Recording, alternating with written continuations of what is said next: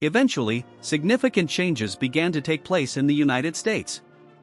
More and more states within the country started to legalize the use of marijuana, and this process has been gaining momentum each year.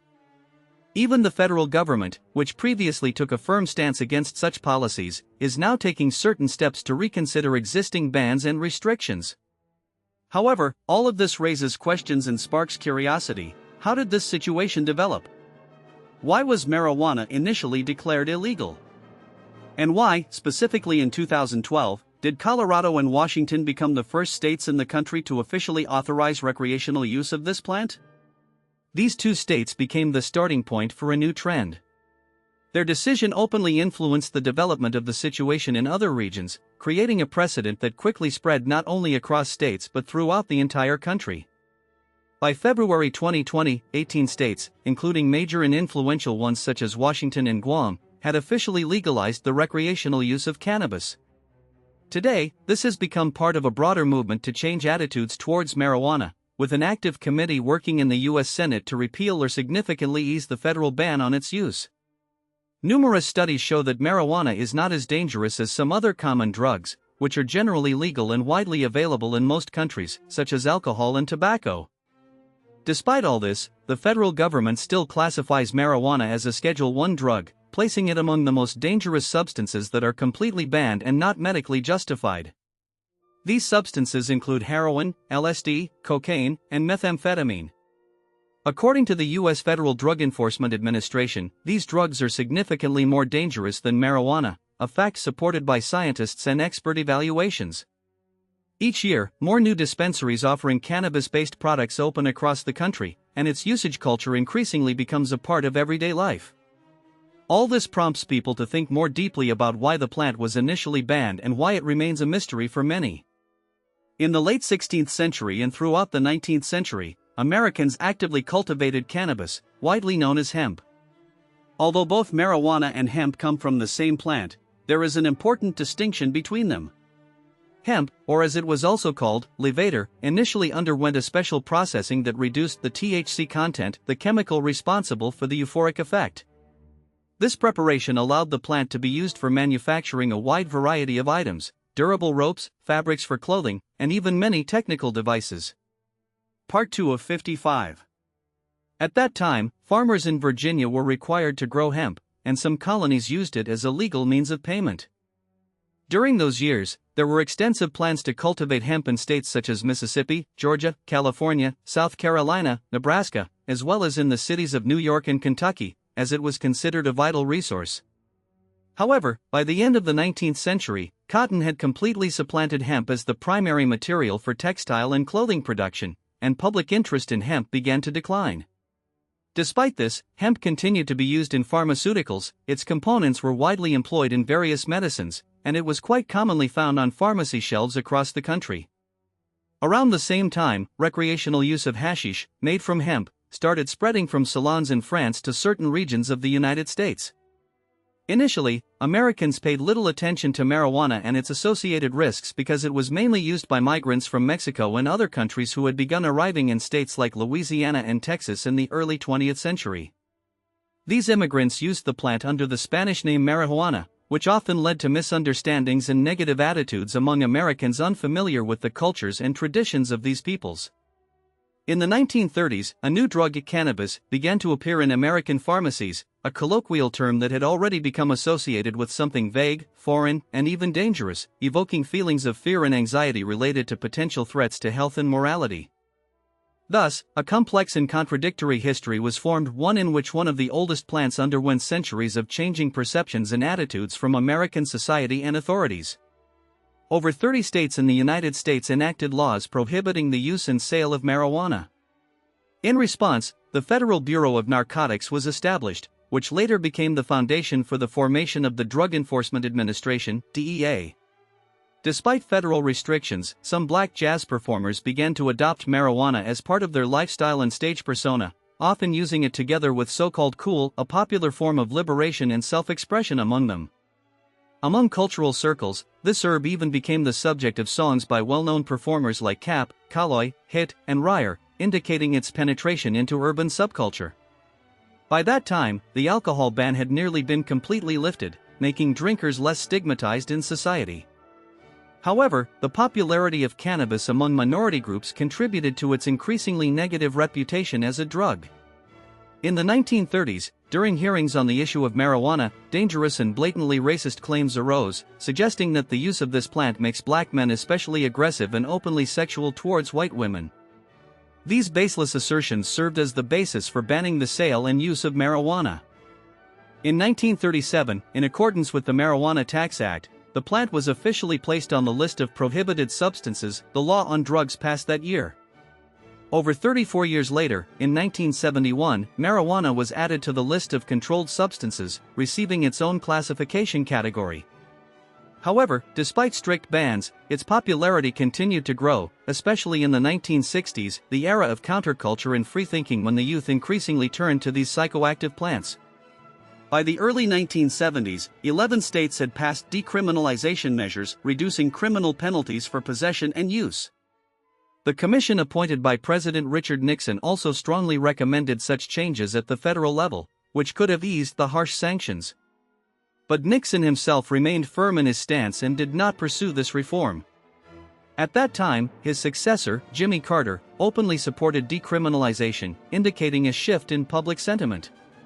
The minimal penalties for drug possession during that period were somewhat eased, but the situation radically changed in 1986 when Ronald Reagan signed the Tough on Crime law, the so-called Anti-Drug Abuse Act, which reinstated strict minimum penalties for all drug-related offenses. Under this law, possessing around 100 marijuana plants, about 200 grams of the plant, was treated as severely as possessing 100 grams of heroin. In the 1990s, under President Bill Clinton, drug-related penalties were further tightened. The 1994 Violent Crime Control and Law Enforcement Act introduced three strikes provisions, which automatically increased sentences for repeat and particularly serious offenses. As a result, the number of arrests for drug crimes increased dozens of times. Despite the tougher legislation, most of its provisions remain in place today, including mandatory minimum sentences for possession and distribution of drugs. Currently, cannabis is legal for recreational use in 4 states. However, individuals can still be sentenced to up to 79 years in prison for its sale and distribution. All of this is driven by an unfounded and often irrational fear of this plant, despite the fact that cannabis is one of the most widely known and studied plants on the planet. It is unknown exactly when this plant appeared millions of years ago, but since then, it has become an integral part of human culture and history. This story tells how it evolved from a modest wild plant to a symbol of widespread use, starting with wild cannabis sativa. For many years, scientists debated its origin and evolution, but due to the scarcity of fossil evidence, determining the exact date of its appearance was extremely difficult. In the 21st century, specifically in 2018, a series of studies dedicated to cannabis and its active compounds, cannabinoids, were published, representing an important contribution to understanding its biology and effects. Research involving mutations in the DNA of the plant allowed scientists to make a crucial discovery. The genus Cannabis originated approximately 37,800,000 years ago. This date roughly coincides with a period of significant geological and climatic changes on Earth, which contributed to the formation and development of various plant species. It is particularly interesting to note that among cannabis's closest relatives is the genus Humulus, which includes the well-known hop plant, widely used in beer production. This visually and genetically highlights how closely related these genera are, yet separated by millions of years of evolution. Later, scientists turned to tiny fossilized pollen particles to obtain more precise data on the evolution of this plant species. Pollen grain analysis revealed that cannabis pollen remarkably resembles that of its closest relative, Humulus. This similarity allowed specialists to trace the genetic connections between them more thoroughly and understand the stages of their evolutionary development. Based on the environmental conditions of these plants, scientists concluded that the ancestor of the modern sativa strain of cannabis likely appeared on the northeastern Tibetan Plateau, located in East Asia, as well as in regions that are now part of modern China. It is in these mountainous and high-altitude areas, according to researchers, that the plant species later known as cannabis was formed. The primary protective mechanisms of these plants are compounds called cannabinoids, which played an important role not only in shielding them from the intense sunlight-piercing high-altitude zones but also served as a defense against herbivorous animals such as horses or small rodents. In one of the latest studies published in 2022 in the journal Perspectives in Plant Ecology, Evolution and Systematics, it was shown that the distribution range of cannabis expanded through natural dispersal by animals and waterways, which facilitated its spread across different regions. As a result of these migrations and natural changes associated with glacial periods, the borders of this species repeatedly shifted and changed. These climate fluctuations and migrations led to the development of population separation and cohesion, eventually causing this species to diverge from its close relative, Indian hemp, Cannabis indica, a subspecies that modern botanists classify as a separate taxonomic unit approximately 1.5 million years ago. Unfortunately, according to the latest data published in 2021 in the journal Science Advances, the wild ancestor of marijuana is likely extinct, leaving behind only rare archaeological finds and genetic traces. Nevertheless, humanity quickly recognized many advantages of using sativa cannabis. Its initial applications were more practical, such as making textiles, ropes, and oils, rather than for recreational or relaxation purposes. A 2021 study published in Science Advances demonstrated that the modern species of Cannabis sativa diverged from its wild ancestors about 1,000 years ago, with its origins linked to the territories of present-day Mongolia and China. This discovery indicates that the process of selective breeding, cultivation, and domestication of this plant began in these regions. Interestingly, these historical processes made marijuana one of the earliest plants domesticated by humans. East Asia is considered one of the main centers of plant domestication, where famous crops such as rice, soybeans, apricots, maize, and peaches originated and developed. As noted in a study published in 2016 in the journal Cell Domestication, the favorable climate and fertile soils of this part of the world played a crucial role in the successful selection and cultivation of plants. The process of selective breeding involves systematically choosing and propagating plants with desirable traits to enhance their useful properties and adapt them to human needs. In the case of cannabis, initially, plants were valued for their oily seeds, which served as an important source of nutrition rich in fatty acids. Gradually, through selective breeding, taller plants with dense stems and rich fibrous tissue emerged, increasing their significance for producing textiles, ropes, and even paper. According to research conducted in 2009 and published in the journal Science Advances, the levels of psychoactive substances in cultivated strains varied significantly under the influence of artificial selection, allowing for the development of plants with more pronounced or, conversely, minimal effects depending on human needs and goals. Previously, hemp was not viewed as a medicinal plant, and this significantly diminished its status and role in various cultures. Investigating the origins of different cannabis varieties is a task that requires careful analysis and encompasses numerous aspects, as the history of this plant has deep roots extending into ancient times. An important conclusion drawn in a scientific article published in 2022 in a journal dedicated to ecology, evolution, and systematics is that the domestication of hemp occurred simultaneously in several regions of the world. Among these is Europe, located in the area between the Caspian and Black Seas, where, according to research data, the first attempts at cultivating this crop and utilizing its numerous possibilities took place. One of the key aspects of this transformation was two main traits of the plant: its incredible fiber strength and its ability to exert psychoactive effects on humans. These properties are largely related to the process of domestication and artificial selection, through which hemp acquired features that made it indispensable in various spheres of human life. Initially, people cultivated hemp primarily for its seeds, nutritious and energy-rich, serving as an important food source. However, over time, especially in ancient China, it became clear that this plant had much greater potential uses. Archaeological findings confirmed that around 12,000 years ago, people used hemp not only as a food source but also for making various objects and materials. Imprints of ropes made from hemp fibers have been discovered on ancient Chinese ceramics, indicating the widespread use of this plant in the economic activities of those times. These fibers were used for making clothing, which radically changed lifestyles, as well as for creating paper products.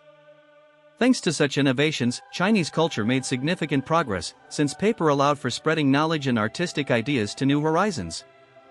Furthermore, cultivating hemp for the production of strong ropes and fabrics provided the Chinese with a strategic advantage in warfare.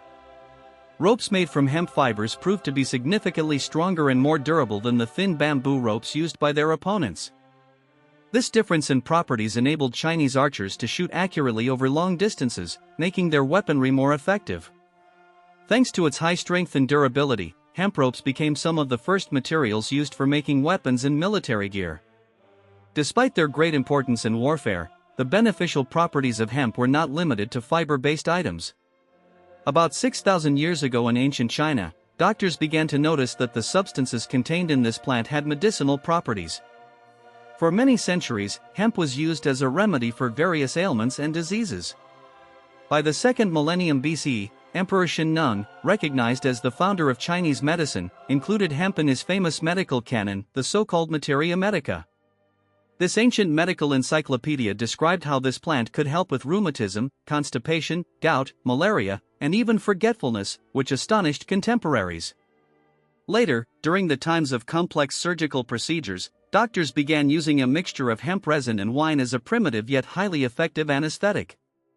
Interestingly, Chinese farmers observed that female hemp plants cultivated with special care produced more valuable and medical essential compounds, making them particularly valuable.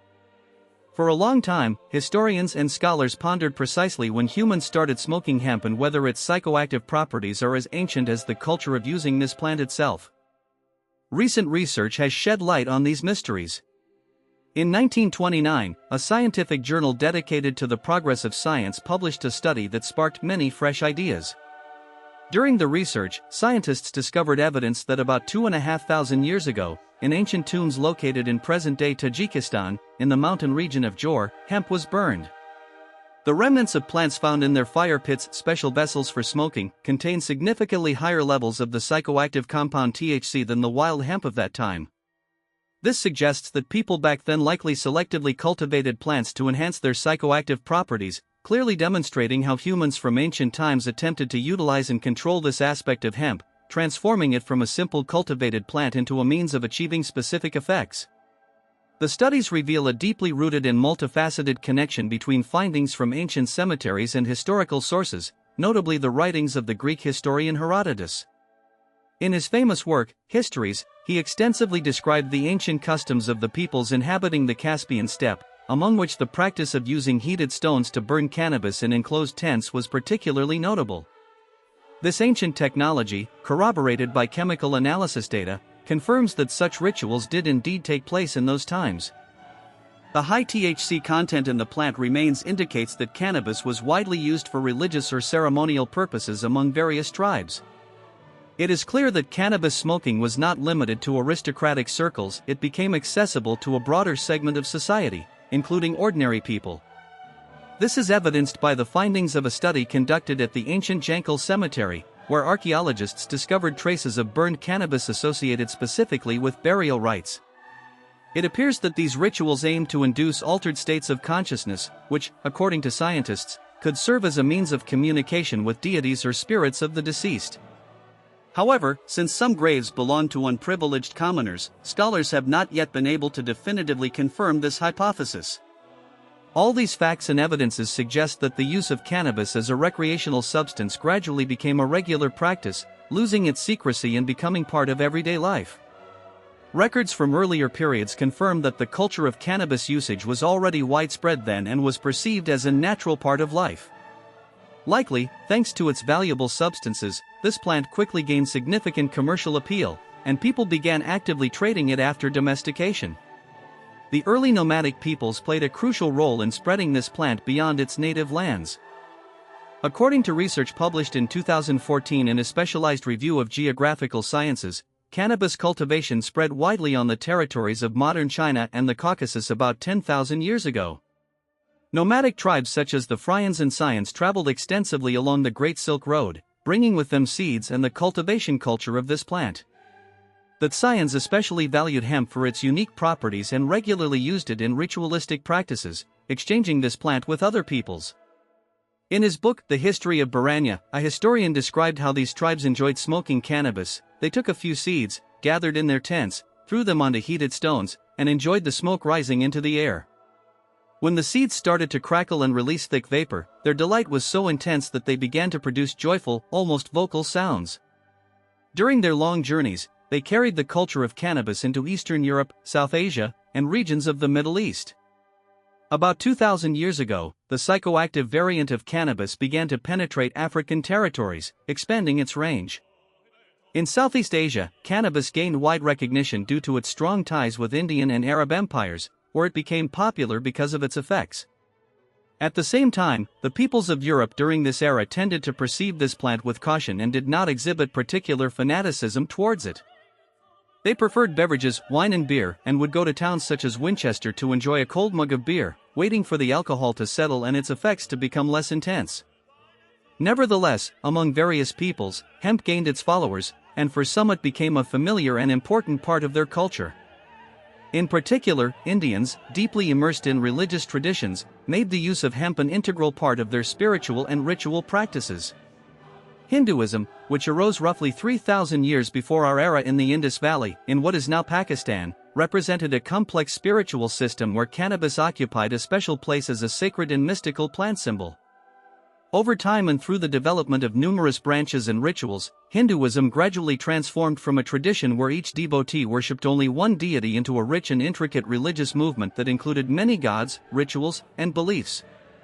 While originally there was a single chief god worshipped, over time the Indians began to direct their prayers and reverence to several deities, such as Lakshmi, the goddess of wealth and success, Vishnu, the eternal preserver who maintains harmony in the universe, and Shiva, the lord of destruction and transformation. An important aspect of this evolution was the incorporation of a plant-based substance derived from cannabis sativa into religious practices, which began to be added to food and drink, used not only for spiritual purposes but also in everyday life. In the cultures and religions of various peoples and eras, cannabis holds a special place as both a valuable medicinal remedy and a means to achieve altered states of consciousness. It is used not only because of its psychoactive effects, inducing euphoria or perceptual expansion, but also for its healing properties, especially its ability to alleviate nausea and reduce pain.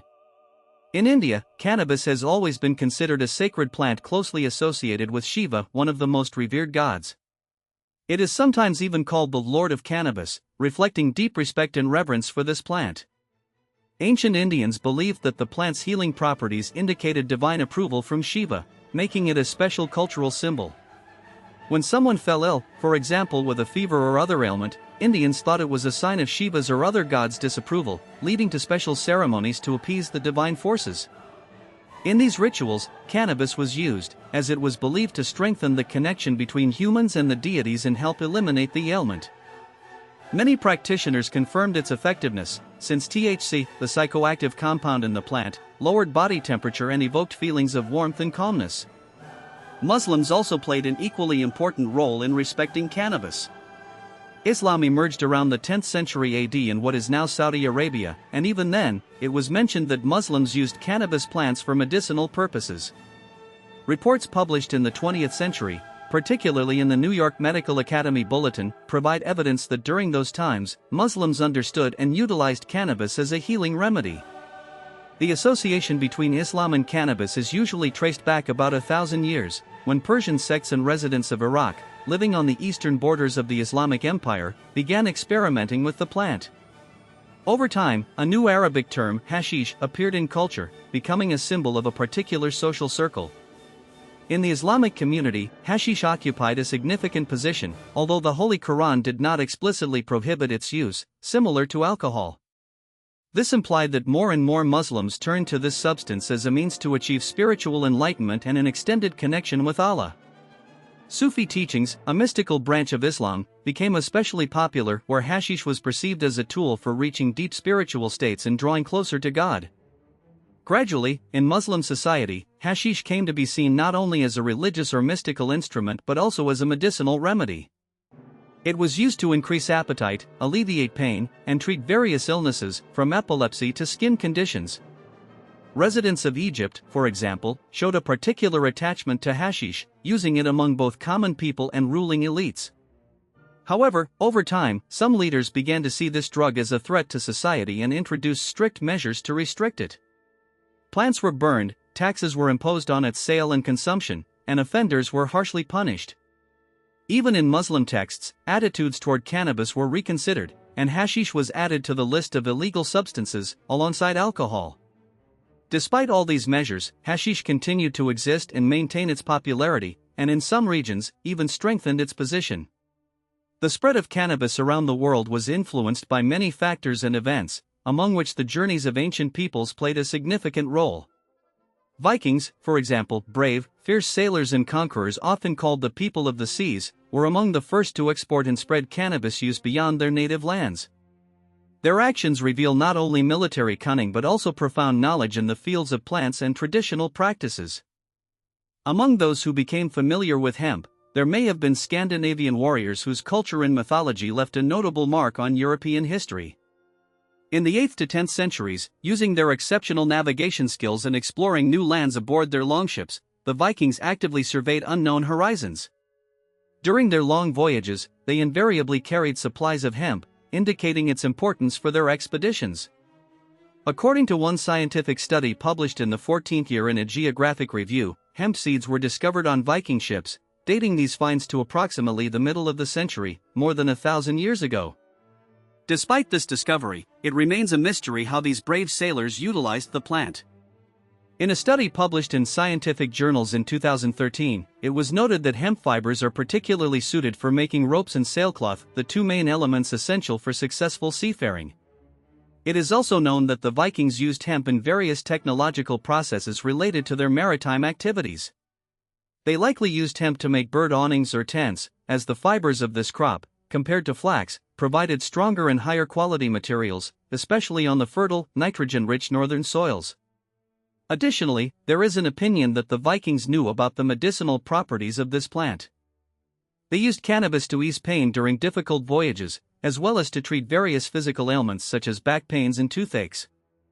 However, to date, the scientific community lacks convincing evidence that these sailors consciously understood the mind-altering effects of cannabis.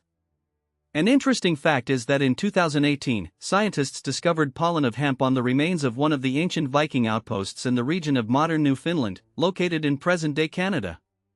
This indicates a broader distribution of the plant than previously assumed. The only question was when sativa hemp would arrive on the lands of the New World. Equally surprising is the fact that the initial widespread use of this plant had a distinctly commercial purpose. During the period of colonizing new lands by Europeans, they gained access to extensive, previously unexploited territories where hemp was cultivated for the production of maritime sails and ropes. Research supporting this includes the work of Martin Lee, author of the book Smoke Signals, which mentions that English legislation from the 15th century required all American colonists to grow hemp. It turned out that this crop thrived well in the soils of Novaya Zemlya and even grew larger and more productive than its English counterparts. Sativa hemp became the first widely cultivated crop in the new colonies. The first seeds were sown by the Puritans, a religious group of English Protestants known for their strict moral code. Later, among the earliest hemp growers was the future first president of the United States, George Washington, who also experimented with the plant. Soon, hemp became a vital part of America's early material base, used for making clothing, paper, and sometimes for all needs requiring fibrous materials. In certain historical periods, hemp even served as a form of currency or a means of payment for goods and services. Before the introduction of new crops, it ranked third in importance among all agricultural plants in the country. By the late 19th century, with the advent of steamboats, mass production of hemp for shipping and industrial purposes began. An important point is that during the exemplary period of World War II, American farmers faced the last serious ban on cultivating this plant within the country, as its production and use were fully regulated by law. Despite the fact that at that time hemp, also known as cannabis, was present in every American yard, in reality, no one in the country used it for smoking or other consumption. This is thoroughly detailed in the research of historians and popular authors such as Martin Lee, who emphasized that, despite the widespread presence of the plant, active and widespread use and cultural acceptance occurred much later, primarily in the second half of the 20th century. The history of the psychoactive form of the cannabis plant begins in ancient times and is closely connected with cultural contacts and historical events. This variety of the plant first appeared in South America thanks to the journeys of African slaves, who, along with Portuguese sailors, approached the lands of the New World in the early 15th century. Indigenous peoples of this region, already familiar with various psychoactive substances, quickly recognized in this new plant a source of spiritual experience, and from the very beginning used it in their religious rituals and ceremonies. Gradually, as contacts expanded, the use of this plant became a fashionable phenomenon, spreading throughout South America and Mexico, where it was used as a means to achieve psychological and emotional states that allowed for deeper immersion in spiritual practices. In Spanish, it was called marijuana, and this name quickly became embedded in common speech. An important development was the appearance of recreational cannabis on the western borders of the United States, especially in the Southwest, where it was brought by Mexican immigrants fleeing the consequences of revolutionary events that began in the early 19th century and continued into the early 20th century. During World War I and the subsequent years, the growing use of this plant raised increasing concerns among authorities and society. Between 1911 and 1931, American states began to impose bans on its use, which reflected in the country's legislative framework. For example, by the late 1930s, 29 states had taken measures prohibiting the use, distribution, and cultivation of cannabis. Modern research conducted by June 2016, published in a reputable journal affiliated with the University of California, Davis, indicates that much of the fear and prohibition surrounding marijuana were largely fueled by racial prejudices. While one of the main concerns was the potential spread of crime, scientists found that racist attitudes towards Mexican Americans and African American communities in the southern states formed the basis for the negative perception of this plant.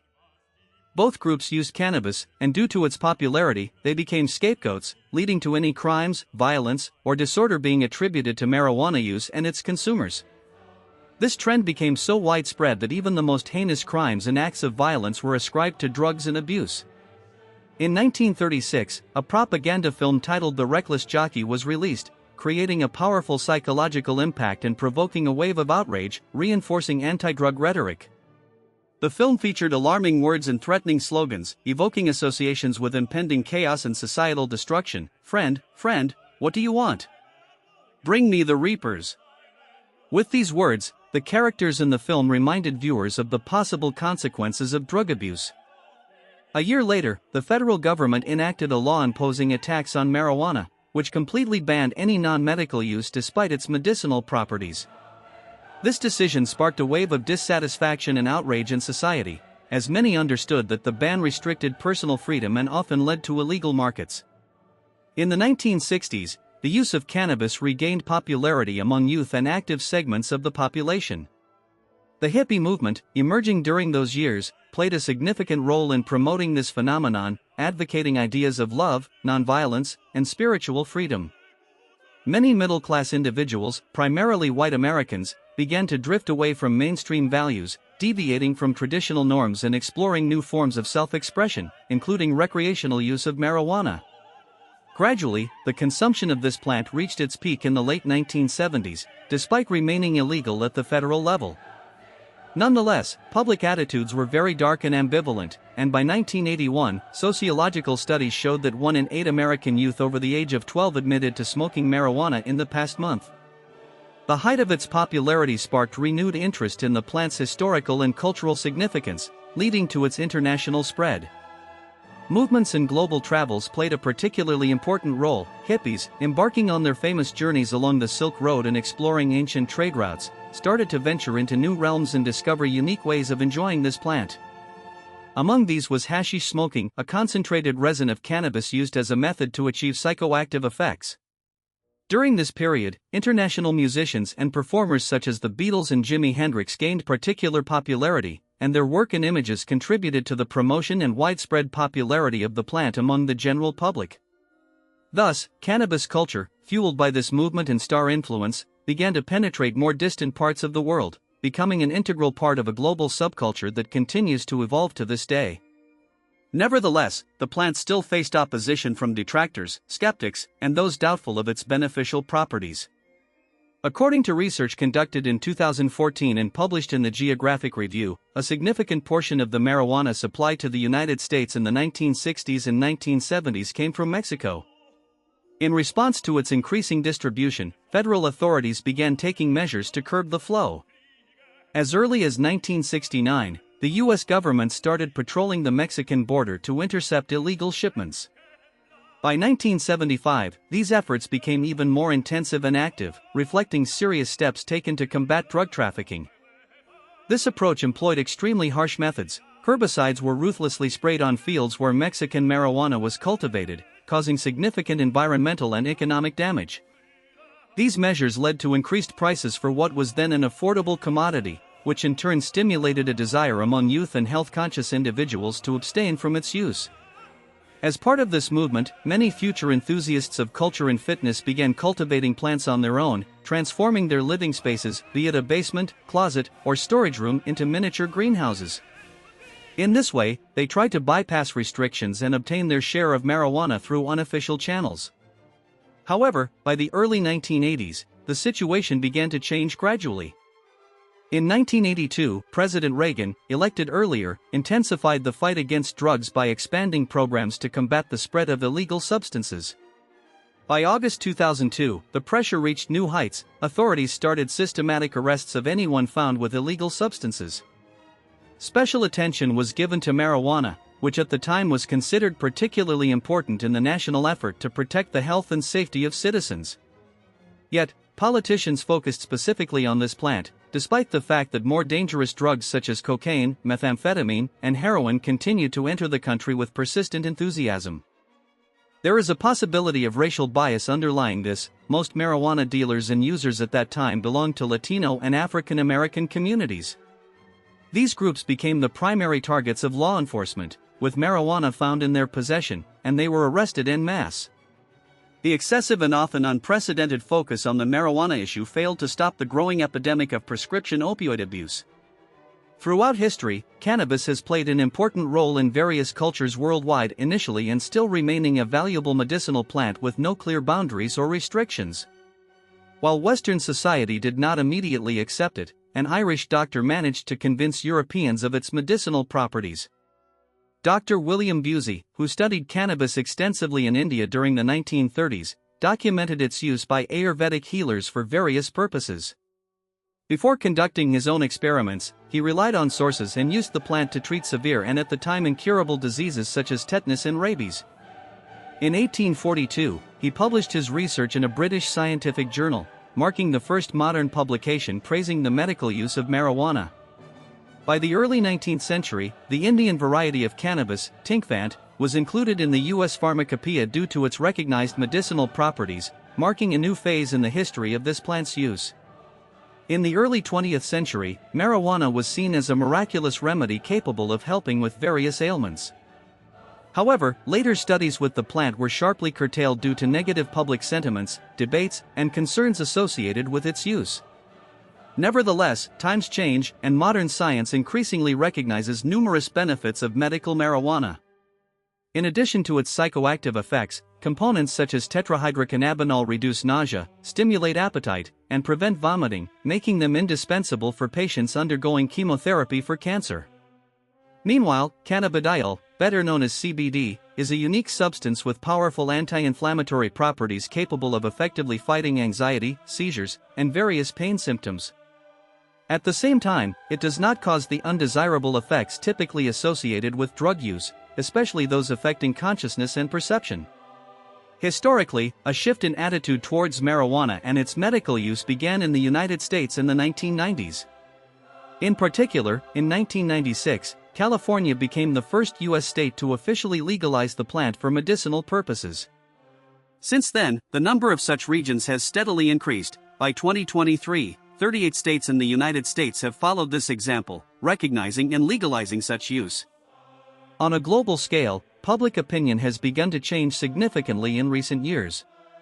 In North America, Africa, Australia, Europe, and South America, attitudes toward marijuana, including recreational use, are becoming increasingly tolerant and liberal. Moreover, in some of these regions, the use of this plant is not only officially permitted but also decriminalized, meaning that possession and use are no longer met with severe punishments, which in turn makes it possible to use legally and for entertainment purposes. However, it is worth noting that in most of Asia and the Middle East, where cannabis was first known and used for centuries, its use is still considered illegal and is prosecuted by law. In the United States, where traditionally there has been a quite biased view of such plant-based substances, the situation has begun to change. In 2012, Colorado became the first state to legalize recreational marijuana, granting citizens the right to grow plants, purchase, and consume them in recommended doses. As of 2023, 22 states have enacted similar laws. In regions where marijuana is legal, it can be freely cultivated on private properties and purchased from specially licensed pharmacies. Choosing a strain that provides the desired effect, invigorating, relaxing, or pain-relieving, has become as easy as ordering coffee at a popular chain. Products containing CBD and other plant-derived components are still available at most gas stations, making them accessible to a wide range of consumers. At the same time, at the federal level in the United States, marijuana remains classified as a Schedule I controlled substance, alongside drugs like LSD and heroin. This legislative stance creates significant obstacles for scientists and researchers attempting to conduct serious scientific studies related to this plant. However, in December 2022, the country's president signed a new bill that simplifies access to the plant for research purposes, opening new opportunities for scientific experimentation. As one of the U.S. science and health officials, Dr. Andy Harris, noted, researchers will now be able to consider marijuana on equal footing with other pharmaceutical agents, exploring its potential for treating various diseases and conditions. Interestingly, there is now active discussion about the impact of this plant on human memory and cognitive functions. Questions also arise about which marine creature, such as a starfish or squid, becomes tastier or develops a special flavor under the influence of marijuana. These and other topics, as well as many remarkable facts about marijuana, are capable of astonishing even the most curious and discerning minds. Delving into the mysterious and fascinating world of this plant broadens our horizons and reveals new aspects of its properties. It seems almost incredible that a plant with such beneficial and even healing properties resulted from random changes in nature, from accidental evolution. It remarkably combines pleasing effects with medical benefits, as if carefully assembled in one package. Researchers from the University of Toronto undertook efforts to understand how this remarkable combination occurred. They conducted a detailed analysis of the genomes of ancient cannabis varieties, Finola and PPL. The results of their work were published in a reputable scientific journal. It was established that marijuana plants primarily synthesize THC and CBD thanks to random combinations of genetic instructions reflected in their DNA. These instructions arose due to a virus that invaded the structure of the plant's DNA and significantly disrupted it, multiplying within the genome in large quantities. Thus, a kind of accidental search for a successful set of genes responsible for producing active compounds occurs, and viral interference played a crucial role in this process. Modern scientists believe that this random mutation played a key role in shaping the unique characteristics of marijuana plants. Long ago, the emergence of such a mutation was a side effect of a viral infection, which unexpectedly split the hereditary instructions responsible for the synthesis of main substances in the plant. As a result of this division, two distinct gene pathways emerged, one responsible for the production of tetrahydrocannabinol, or THC, and the other for synthesizing GABA-butyric acid, or GBD. This discovery was a real breakthrough for plant bioengineering specialists, as it opened new possibilities for creating hybrid crops. Now it became feasible to produce plants containing only one of these compounds, such as pure THC, or a plant with a perfectly balanced ratio of both substances. Imagine, it's astonishing that viruses, often perceived as harmful agents, can also bring benefits. At the end of a busy day, many people seek ways to relax, often through smoking, and marijuana is commonly used as a relaxing agent. Surprisingly, these two products, substances and alcohol, share much more in common than it might seem at first glance.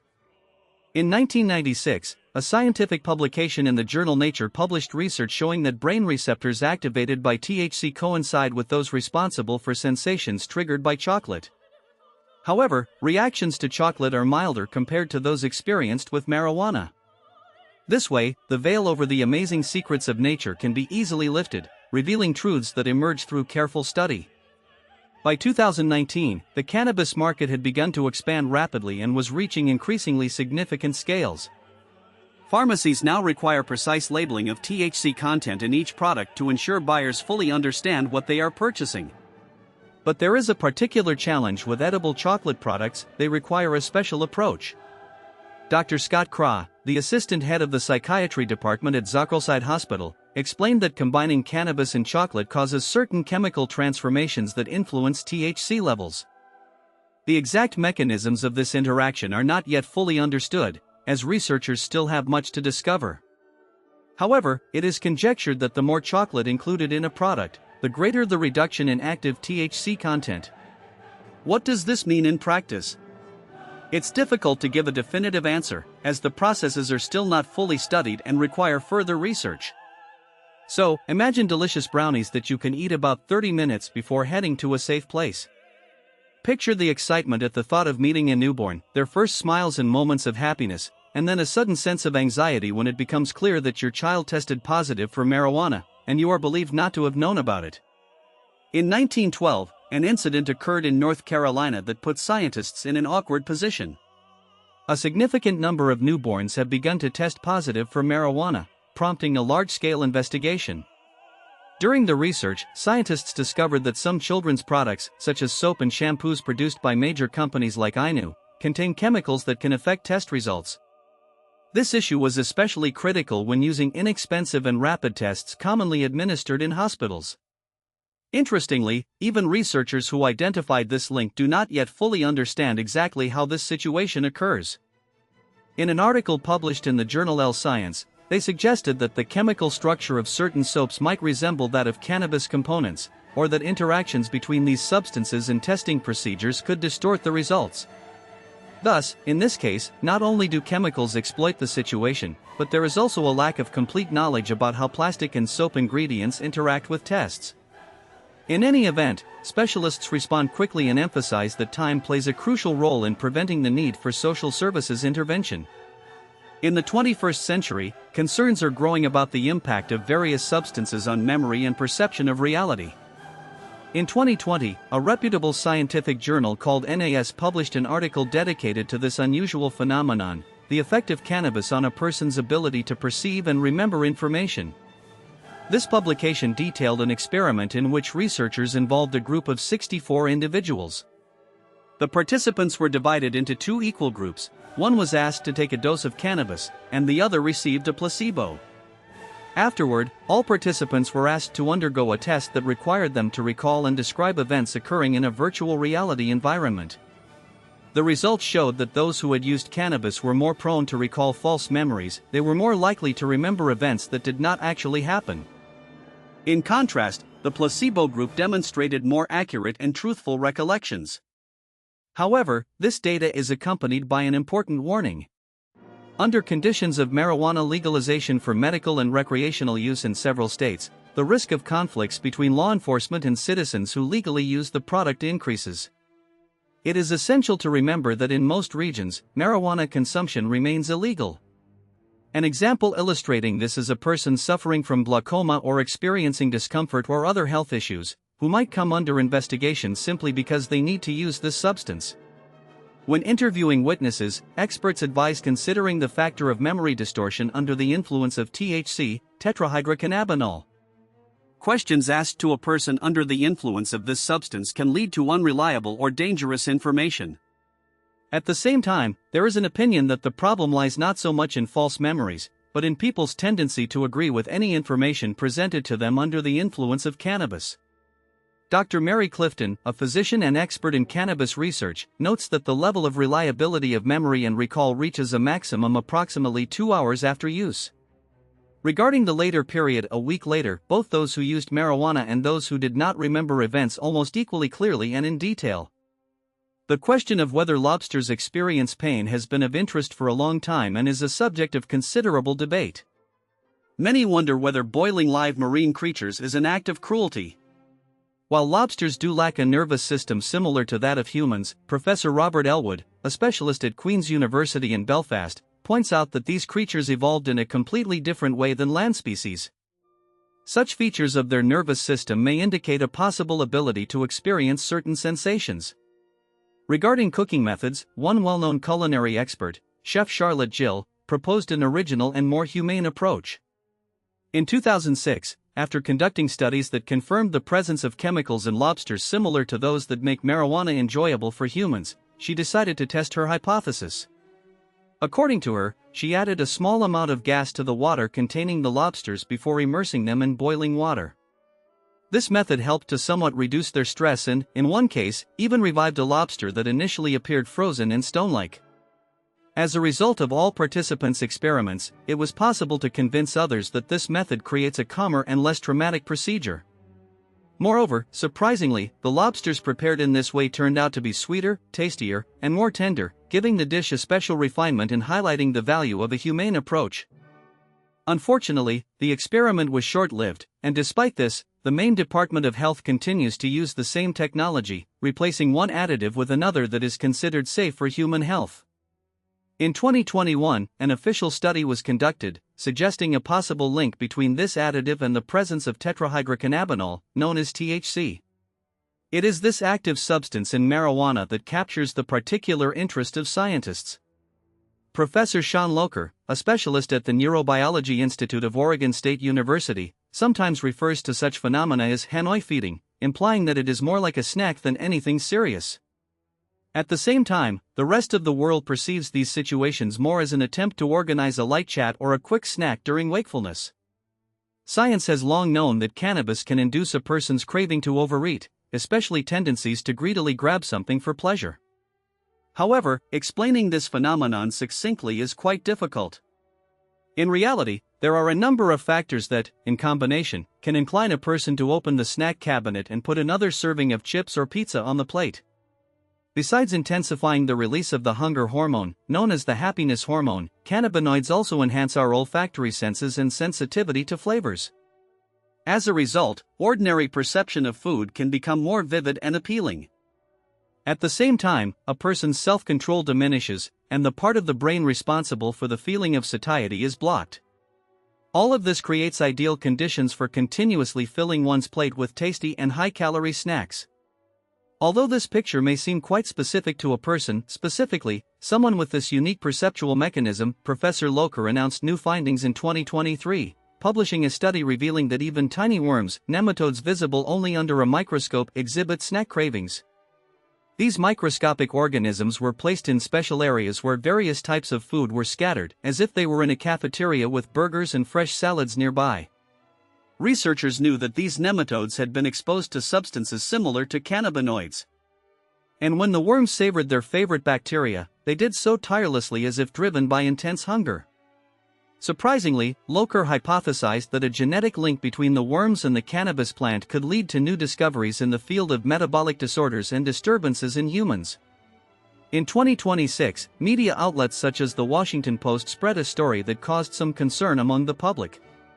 It all started in the town of Huga in Colorado, where authorities warned residents about an unusually high THC content in drinking water.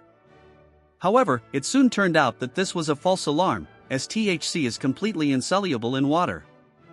Ultimately, most people reacted skeptically to these reports, knowing well that tetrahydrocannabinol is fat-soluble, and dissolving it in water was simply impossible. But this is a different matter, and the story that follows relates to Italy. Around 2012, the Institute of Environmental Research completed an extensive annual study on the presence of psychoactive substances in the air of major Italian cities. The results showed that in some locations, the levels of drug compounds in the atmosphere reached the same levels as those found in student dormitories on a Friday night. It is not surprising that cities like Bologna and Florence have the highest concentration of freely floating marijuana particles in the air. However, spending weekends in these places is unlikely to produce any noticeable effects from marijuana use, since the concentration of substances is too low to be felt shortly after being outdoors. Despite existing opinions and assumptions, there is a recurring idea that monitoring air quality, especially regarding the content of various chemical compounds and substances, could be a very useful tool for determining potential links between pollution levels and important social aspects such as drug use, crime rates, public health, and other key indicators of social life. In this context, the perspective on the issue becomes more complex and multifaceted, and the need for such research gains particular importance. A recent film released in 2020 is titled The Marijuana Conspiracy. Despite its striking title, it evokes associations with propaganda materials that, in the style of old anti-drug stories, create an atmosphere of fear and mistrust. However, the truth is that the film does not aim to promote propaganda or political agitation but is rather a kind of investigation analyzing a range of current issues. The story centers on 5 women who became participants in an unusual and perhaps very risky experiment organized by government agencies. The main goal of this research was to find out what exactly happens in the human body when it is exposed to marijuana daily. The story is based on real events and contains many unexpected and even shocking consequences. In 1972, the Canadian government invested significant funds in research preceding plans to legalize marijuana. As part of this scientific project, 20 women were selected and then divided into two groups for experimentation. One of the groups received increasingly concentrated doses of the drug over 98 days to understand how the body changes under such influence. One participant in this experiment was a 22-year-old woman named Doreen Brown, who shared her experiences in an interview from Toronto. At first, she thought that participating in the experiment brought her some pleasure, that it was like a light adventure, but over time her opinion changed dramatically.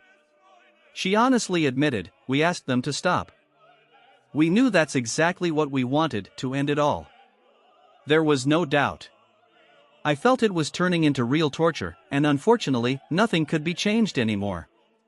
The participants shared horrifying side effects they encountered throughout the study.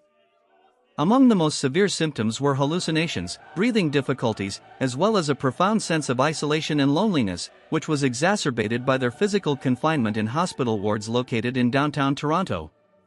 Unfortunately, even after leaving the hospital, none of them experienced the long-awaited relief.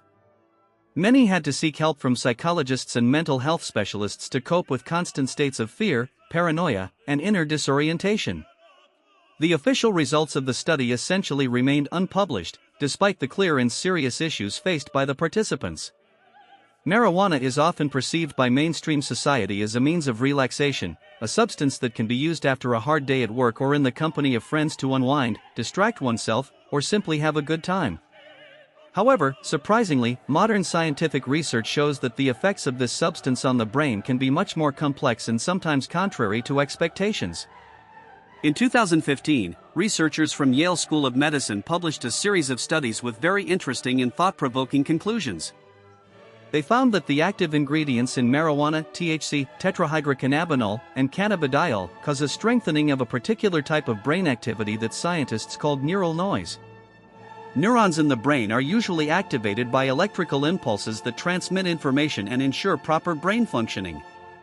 However, sometimes these cells begin to activate without any significant external or internal reason, creating a background level of unnecessary or random signals known as neural noise. This effect can be compared to interference on a television screen or distorted images caused by poor cable connection. The researchers discovered that the higher the dose of THC in the body, the greater the disruption in brain function, affecting not only perception but also cognitive functions, memory, and concentration. In 2020, scientists from the University of Texas confirmed some quite important conclusions previously made in this area of research. Interestingly, elevated levels of neural noise are observed not only during active periods of human activity but also at rest, when a person appears to be idle and simply in a relaxed state. Dr. Shika Proshat, a specialist in neurobiology, explains that cannabis use can have quite unexpected and unusual effects on brain function. Among the potential effects are interference with normal brain activity, disruption of perception of the surrounding world, and the increased need for higher concentration to complete various tasks. In modern society, cannabis plays a significant role, and its place in culture, medicine, and legislation has been the subject of repeated discussions and debates. However, exploring its historical origins is quite challenging, as this plant-based substance has been used for approximately 420,000 years. Most of the knowledge about cannabis use in ancient Rome is based on a limited number of isolated texts, often fragmentary and incomplete. All vessels, bowls, boxes, and containers used for storing or utilizing cannabis have long been lost, making it impossible today to conduct chemical analyses to determine what exactly was inside them. Despite some charming references to cannabis in ancient literature, describing its properties directly was not customary, since modern readers of such texts would not require detailed explanations about what this plant is or how it works. For example, if a character in a play written this year were to accidentally swallow a couple of aspirin pills, their behavior and reactions would likely not prompt the need for special dietary suggestions or explanations related to the drug. In such a case, it would be pointless to elaborate on the functions, purposes, production technology, or social significance of aspirin, as all of this would be obvious and understood from the context. Surprisingly, though, many aspects of cannabis use in ancient times and today are remarkably similar, creating a sense of familiarity. The first documented use of marijuana dates back to approximately 2,500 years BCE, recorded in ancient China, well before this plant became widespread globally. It then spread extensively across India, the Middle East, Greece, and Rome, where it was traditionally used to treat conditions such as arthritis, asthma, depression, acute and chronic pain, among many other purposes. By that time, the Romans distinguished clearly between wild and cultivated hemp, between marijuana and cannabis, and were aware of their properties. In that era, people around the world skillfully processed hemp to extract hashish or resin, which they used both as a drink and by smoking to achieve psychoactive effects. Hemp entered Roman society partly due to advances in medical knowledge and experience, most of which came from Greece. It is impossible to fully discuss the history of cannabis in ancient Rome without mentioning Greece. The most detailed studies on hemp were conducted by the Greek physician Dioscorides, who lived in the 2nd century AD. In his 5-volume work dedicated to medical issues, he systematized all the known properties of this plant at that time. This eminent ancient physician and naturalist described more than 600 plants, their roots, stems, fruits, grapevines, and even animal products. Dioscorides claimed that opium could be effectively used as an anesthetic during surgical procedures. An important discovery was his differentiation of hemp into 2 types, Indian and sativa. He noted that Indian cannabis had several properties, such as contraceptive effects and the ability to alleviate ear pain when used as a boiled infusion or applied topically. In the ancient world, cannabis, also known as hemp, possessed many beneficial properties, among which its anti-inflammatory ability was especially notable. It helped combat fluid retention in the body and also eliminated hardened formations and growths around the joints. Therefore, it is quite justified to consider hemp as an effective remedy for treating arthritis and related inflammatory processes. At the same time, the Roman author and naturalist Pliny the Elder, one of the leading scholars and chroniclers of his era, wrote extensively about hemp in his comprehensive work Natural History, which included 37 books. His descriptions were quite diverse but often less precise and detailed compared to later works by other scientists, such as Dioscorides. Pliny asserted that consuming hemp seeds could cause impotence, while the boiled root of the plant, in his opinion, helped relieve spasms and joint pains. He also believed that hemp sap could normalize bowel function. The renowned ancient Roman naturalist was not limited to medical aspects alone. He also shared information about the healing properties of hemp sap, claiming that it could expel worms and other unwanted parasites from the ears, which relates to its potential use in treating ear pains and inflammations through infusions. In modern understanding, the use of hemp products such as bags, shoes, and clothing has become more a fashionable expression of ecological consciousness than a serious medical or household remedy. However, in ancient times, during the Roman Empire, the Romans utilized cannabis much more broadly, extending beyond its purely medicinal applications. They found various applications for it in different areas of life, often related to industry and crafts. In the modern world, cannabis is generally considered a plant with tetrahydrocannabinol content of less than 3%, which is defined as a legal level for medical or other uses. However, in ancient times, such concepts did not exist, and the boundaries between medicine, crafts, and everyday use were not so clearly defined. At different times, certain varieties of cannabis were recognized as especially valuable for producing textiles and related products. In his Natural History, Pliny the Elder described in detail 3 important stages of hemp processing: drying, cleaning, and preparing it for use in creating various items. He distinguished particular varieties of the plant, which were considered superior. Among the best was a strain obtained from an area known as Arab Hissar. It was used as raw material for making high-quality hunting nets. He also mentioned a variety called Rouse. In the opinion of the naturalist, this plant was ideally suited for producing strong and reliable ropes. According to historical evidence, the ancient Romans used hemp mainly for manufacturing sales, as well as various braided products, baskets, fabrics, clothing, and footwear. Much of their attention was focused on industrial uses of the plant, while recreational or psychoactive applications of cannabis were less significant for them. Some researchers believe that the Romans may have been simply somewhat naive or insufficiently interested in its psychoactive properties, or perhaps did not consider them an important aspect of the plant's use. Nevertheless, it is known that in ancient times, there was some understanding of hemp and knowledge that the plant could have an effect on humans. As early as the 5th century BC, Greek comic playwright Epiphas mentioned deriving pleasure from hemp seeds. The famous historian Herodotus, living in the 5th century BC, described how nomads from Scythia used hemp to treat colds and in their folk rituals. People were genuinely impressed with its effects, noting relief and improvement in health. However, centuries later, such use of the plant almost disappeared or was replaced by other traditions and prohibitions. The reasons for this disappearance remain shrouded in mystery. Some researchers believe that it was related to changes in social perceptions and attitudes. Others think that the reality and what was described in historical sources could have significantly differed. It is possible that the information about the medicinal properties and use of cannabis in antiquity was exaggerated or distorted over time, which explains the limited knowledge of it that has persisted to this day. Ancient Rome was proud of its high moral culture, believing that its people possessed the highest virtues. Part 27 of 55. The Romans, in particular, valued qualities such as modesty, temperance, and self-control, placing them above all else, especially when it came to fulfilling public duties and maintaining their reputation. This raises the question, how reasonable is it to assume that Roman citizens avoided openly discussing or sharing information about recreational use of cannabis? After all, in his Natural History, the great Pliny the Elder mentions cannabis as a plant with mood-enhancing properties. He also notes that it can be added to wine, which amplifies its intoxicating effects, making the beverage more stimulating and inducing a state of euphoria. Therefore, it is quite possible that cases of recreational cannabis use in Roman life occurred much more frequently than the surviving historical sources suggest. Roman values were based on principles of moderation, which in religious and political contexts manifested as deep conservatism, suspicion of experimentation, and resistance to change at all levels of society. The life of the Romans was permeated with reverence for ancestors and gods, respect for family traditions, and regular rituals, offerings, and prayers. Respect for nature and the state religions also played a crucial role, strengthening the unity and stability of the ancient Roman world.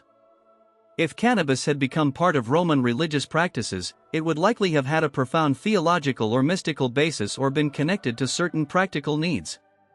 This consideration suggests that Romans generally did not resort to using cannabis within official religious rites or ceremonies. However, the possibility of its use in less formal, thus more covert practices cannot be ruled out, where the plant could have been perceived as a symbolic item used to achieve particular spiritual or trance-like states. Some indirect references in ancient sources hint at such attitudes. The Roman dream interpreter Eudorus, in his writings, noted that dreams about hemp fibers might have special significance, especially if the dream features a flower of the same plant.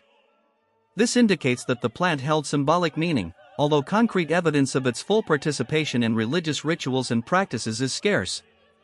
Despite some researchers suggesting that cannabis played a significant role in Roman religious life, clear proof supporting these claims, especially regarding the major religions, has not been found. It can be said that refraining from cannabis use, a task less difficult than giving up alcohol or opiates, still requires some effort and willpower. And what happens to our body and mind when, after prolonged use, we decide to permanently stop smoking or otherwise using marijuana? History records examples of the first U.S. states that, starting from 2012, legalized recreational cannabis use. Colorado and Washington were the pioneers to take this step, marking a significant milestone in changing attitudes toward this plant substance. Today, recreational cannabis use is officially permitted in over 20 states and the District of Columbia, while an even greater number of legislative entities allow its use for medicinal purposes. However, at the federal level, despite decades of struggle and revisions to the general law, marijuana remains illegal, creating a certain confusion and conflicts between state and federal authorities.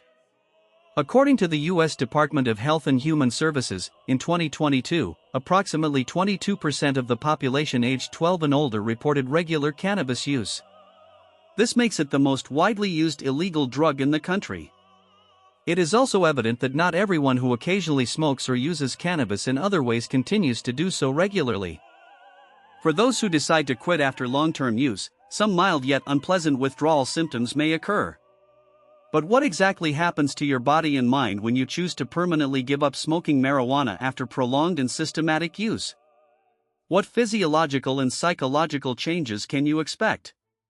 These are important questions, and answers are sought not only by medical professionals but also by individuals who recognize the significance of their decisions and potential consequences. Marijuana, like many other psychoactive substances, generally does not pose a life-threatening risk with long-term use and does not lead to significant impairments in perception and bodily functions if usage periods do not exceed several months or even years. Similar to other substances people may stop using, the cessation of prolonged marijuana use often brings about certain symptomatic reactions, indicating the body's response to the drug's disappearance. Such symptoms can include anxiety, weight loss related to decreased appetite, and persistent headaches. Changes in mental state, such as irritability, feelings of depression, anxiety, sleep disturbances, and the appearance of unusually vivid dreams, are also common. However, these phenomena are usually temporary and eventually give way to positive improvements in well-being. Specifically, over time, an increase in motivation levels is observed, along with a gradual improvement in lung function. I personally completely quit smoking marijuana and no longer feel the desire to return to using this substance. For me, it was more like a complete cleansing of the body, an important stage of self-improvement. Regarding long-term marijuana use, the definition depends on the individual's specific characteristics, their reactions to the drug, and the duration of consumption. Typically, long-term use is understood as a pattern where a person uses the substance daily or almost daily over an extended period, say several months or years. According to data published in 2012, 1 in 10 marijuana users experiences disorders caused by the substance. Chronic users often report side effects such as anxiety, irritability, and decreased motivation for active pursuits.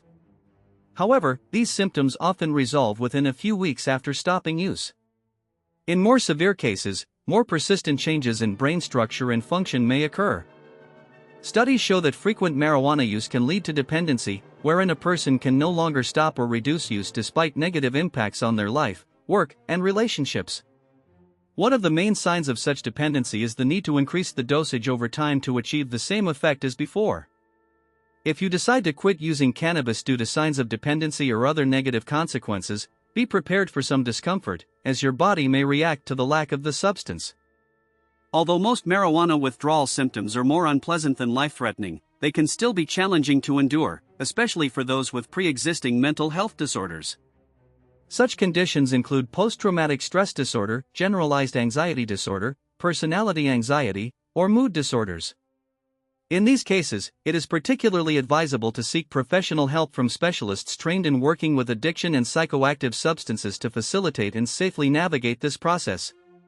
For those who feel uncomfortable consulting professionals, it is important to at least share their concerns and anxieties with close friends and family, who can provide support and understand the complexity of the situation. Informing them of your plans and intentions allows you to monitor your health together and seek help if needed.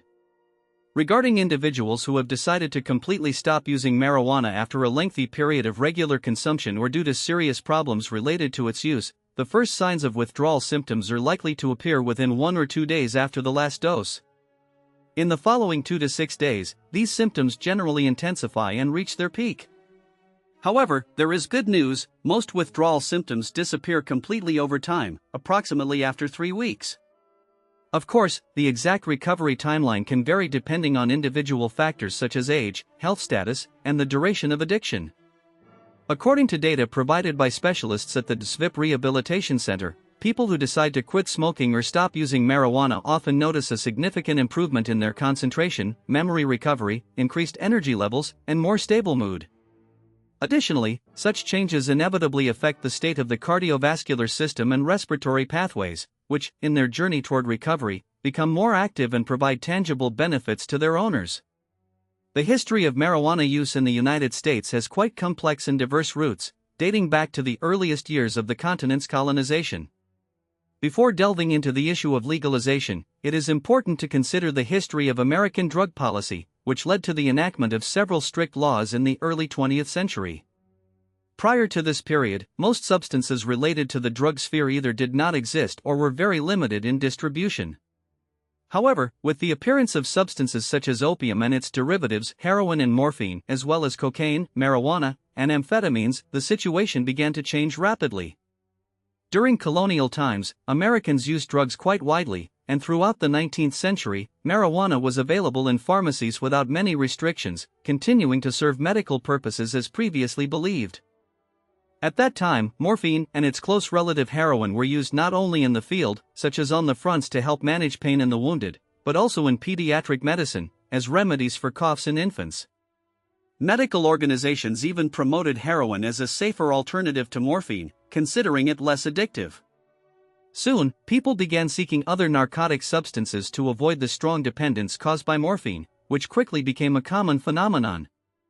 German doctors observed that soldiers using cocaine experienced less fatigue, which was unsurprising given that it is a powerful stimulant.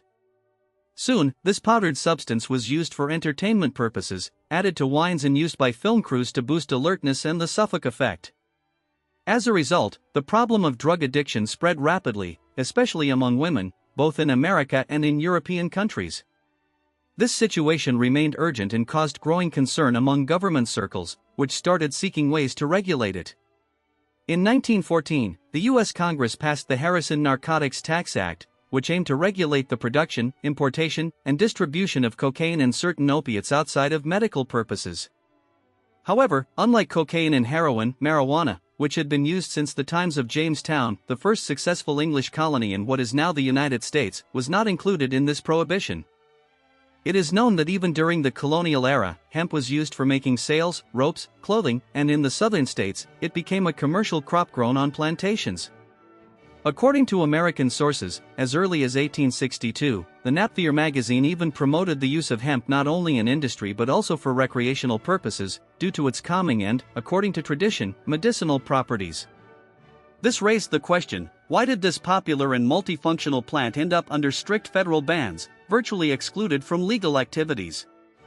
There are many versions and interpretations of this story, and each storyteller may emphasize different aspects. Some researchers claim that the final ban on marijuana in 1937 was the result of extensive efforts by the media and influential newspaper magnates, among whom William Randolph Hearst played a significant role.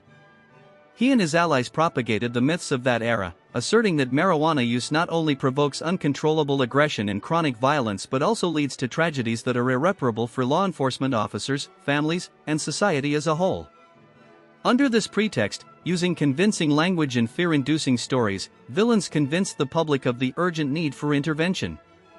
As a result of this pressure, 26 states took measures to criminalize the substance long before the federal authorities officially enacted their bans.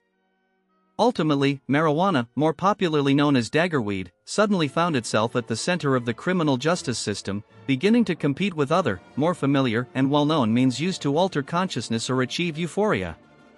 In one essay titled Naphtha and Neocolonialism, it is explicitly stated that the main reasons for implementing such restrictions were not concerned with public health, as claimed, but served the interests of business and economic factors. At that time, the petrochemical company DuPont had just obtained a patent for the creation of synthetic fabric nylon, which was rapidly gaining market share. Significant investments from influential figures like Hearst and Finance Minister Andrew Mellon funded the development of this project. However, relatively soon thereafter, it became clear that cultivating and selling a cheaper alternative, namely hemp, completely undermined the economic appeal of the Nobel fabric and made its production unprofitable, even as military and legislative pressure on marijuana continued to intensify. Although the exact reasons for the ban may vary, some believe it was to protect public health, others argue it was driven by the profits of large corporations. It is important to note that Hearst's media empire played a role in shaping a negative image of cannabis. He began publishing alarming and highly sensational stories accusing Mexican migrants of spreading this plague and fueling public fears. It is possible that the true origin of the ban remains hidden from the public, and many details of this mechanism will forever remain unknown. The marijuana tax law, passed in 1937, effectively criminalized recreational use of the substance, without any exceptions for medical purposes. At the same time, strict regulations for drug control were introduced, and marijuana appeared on the list of prohibited substances in 1970. This occurred despite the fact that it had previously been actively used in medicine to relieve pain and treat various health conditions. Some specialists and legalization advocates, such as the well-known stockbroker Irene Rosenfeld, argued that marijuana played a vital role in maintaining their vitality. According to Weiss, Rosenfeld was diagnosed with a severely pronounced bone tissue disorder, wherein standard treatments, high doses of potent painkillers, failed to produce the desired results and often caused dependence. In the 70s, during an era of fierce student protests and struggles for freedoms, Rosenfeld discovered the possibility of pain relief through safe doses of marijuana. He claimed that after several prolonged inhalations, the pain disappeared entirely. Soon, he met Robert Rendell, who also used homemade cannabis as a way to combat glaucoma. In 1975, Rendell and his wife were arrested for growing hemp but immediately took their case to court, citing medical necessity to support their position. They referred to scientific research conducted at the University of California, Los Angeles, which confirmed the positive effects of cannabis on glaucoma symptoms. In response to these obvious facts and statements, the Food and Drug Administration developed its own medical exemption program, allowing those who truly needed marijuana for treatment to seek official authorization with the help of a physician. Thus, the opportunity arose to legalize medical cannabis usage despite existing prohibitions, and to grant patients the right to safe treatment. Their experiences had to be carefully documented in special official reports and research conducted by government agencies. Uncle Sam, implementing his program, sent legal marijuana to patients, produced and supplied in accordance with government permits, as part of a broader national initiative. Although the official program was terminated after only 13 applications were reviewed, activists and supporters of legalization took seriously the idea that cannabis use for medical purposes could be a reliable and lawful step toward its legalization for a broader range of consumers. As a result of this understanding and further efforts, new battles and campaigns began, aimed at securing the right to medical marijuana use even before recreational use was recognized as legal in certain regions. The gradual prohibition of marijuana introduced in the mid-20th century became an important starting point for subsequent changes, including the repeal of federal legislation banning cannabis. According to data from the British research source Procon Britannica, individual states increasingly moved toward the legalization of medical marijuana, taking steps to adopt legislation. Between 1979 and 1982, 24 states and the District of Columbia enacted laws legalizing medical marijuana. Additionally, 10 more states followed their example, seeking to implement similar regulations. However, most of these new laws were later repealed or lost their validity over time due to shifts in political climate or judicial decisions. Most of these medical exemptions stemmed from the Controlled Substances Act, passed in 1970. This important legislation authorized physicians to prescribe legally recognized substances solely for medical and scientific research purposes, provided they received the appropriate federal approval. As a result, doctors often began prescribing marijuana for cancer or glaucoma treatment, considering it an effective therapy. At the same time, some states adopted a contrasting strategy, attempting to downgrade marijuana to a Schedule II controlled substance, which would limit its use to strict medical indications. Ultimately, most states within the country achieved the legalization of medical cannabis, although at the federal level, marijuana remained illegal. These incremental changes in legislation across the United States laid the groundwork for even more extensive reforms and changes in the future. A turning point occurred in the mid-1990s, specifically in 1996, when California became the first state in the country to officially legalize medical marijuana. This step was taken amid broad and fierce national debates on drug addiction and trafficking, as well as in the context of growing public interest in consumers' and patients' rights.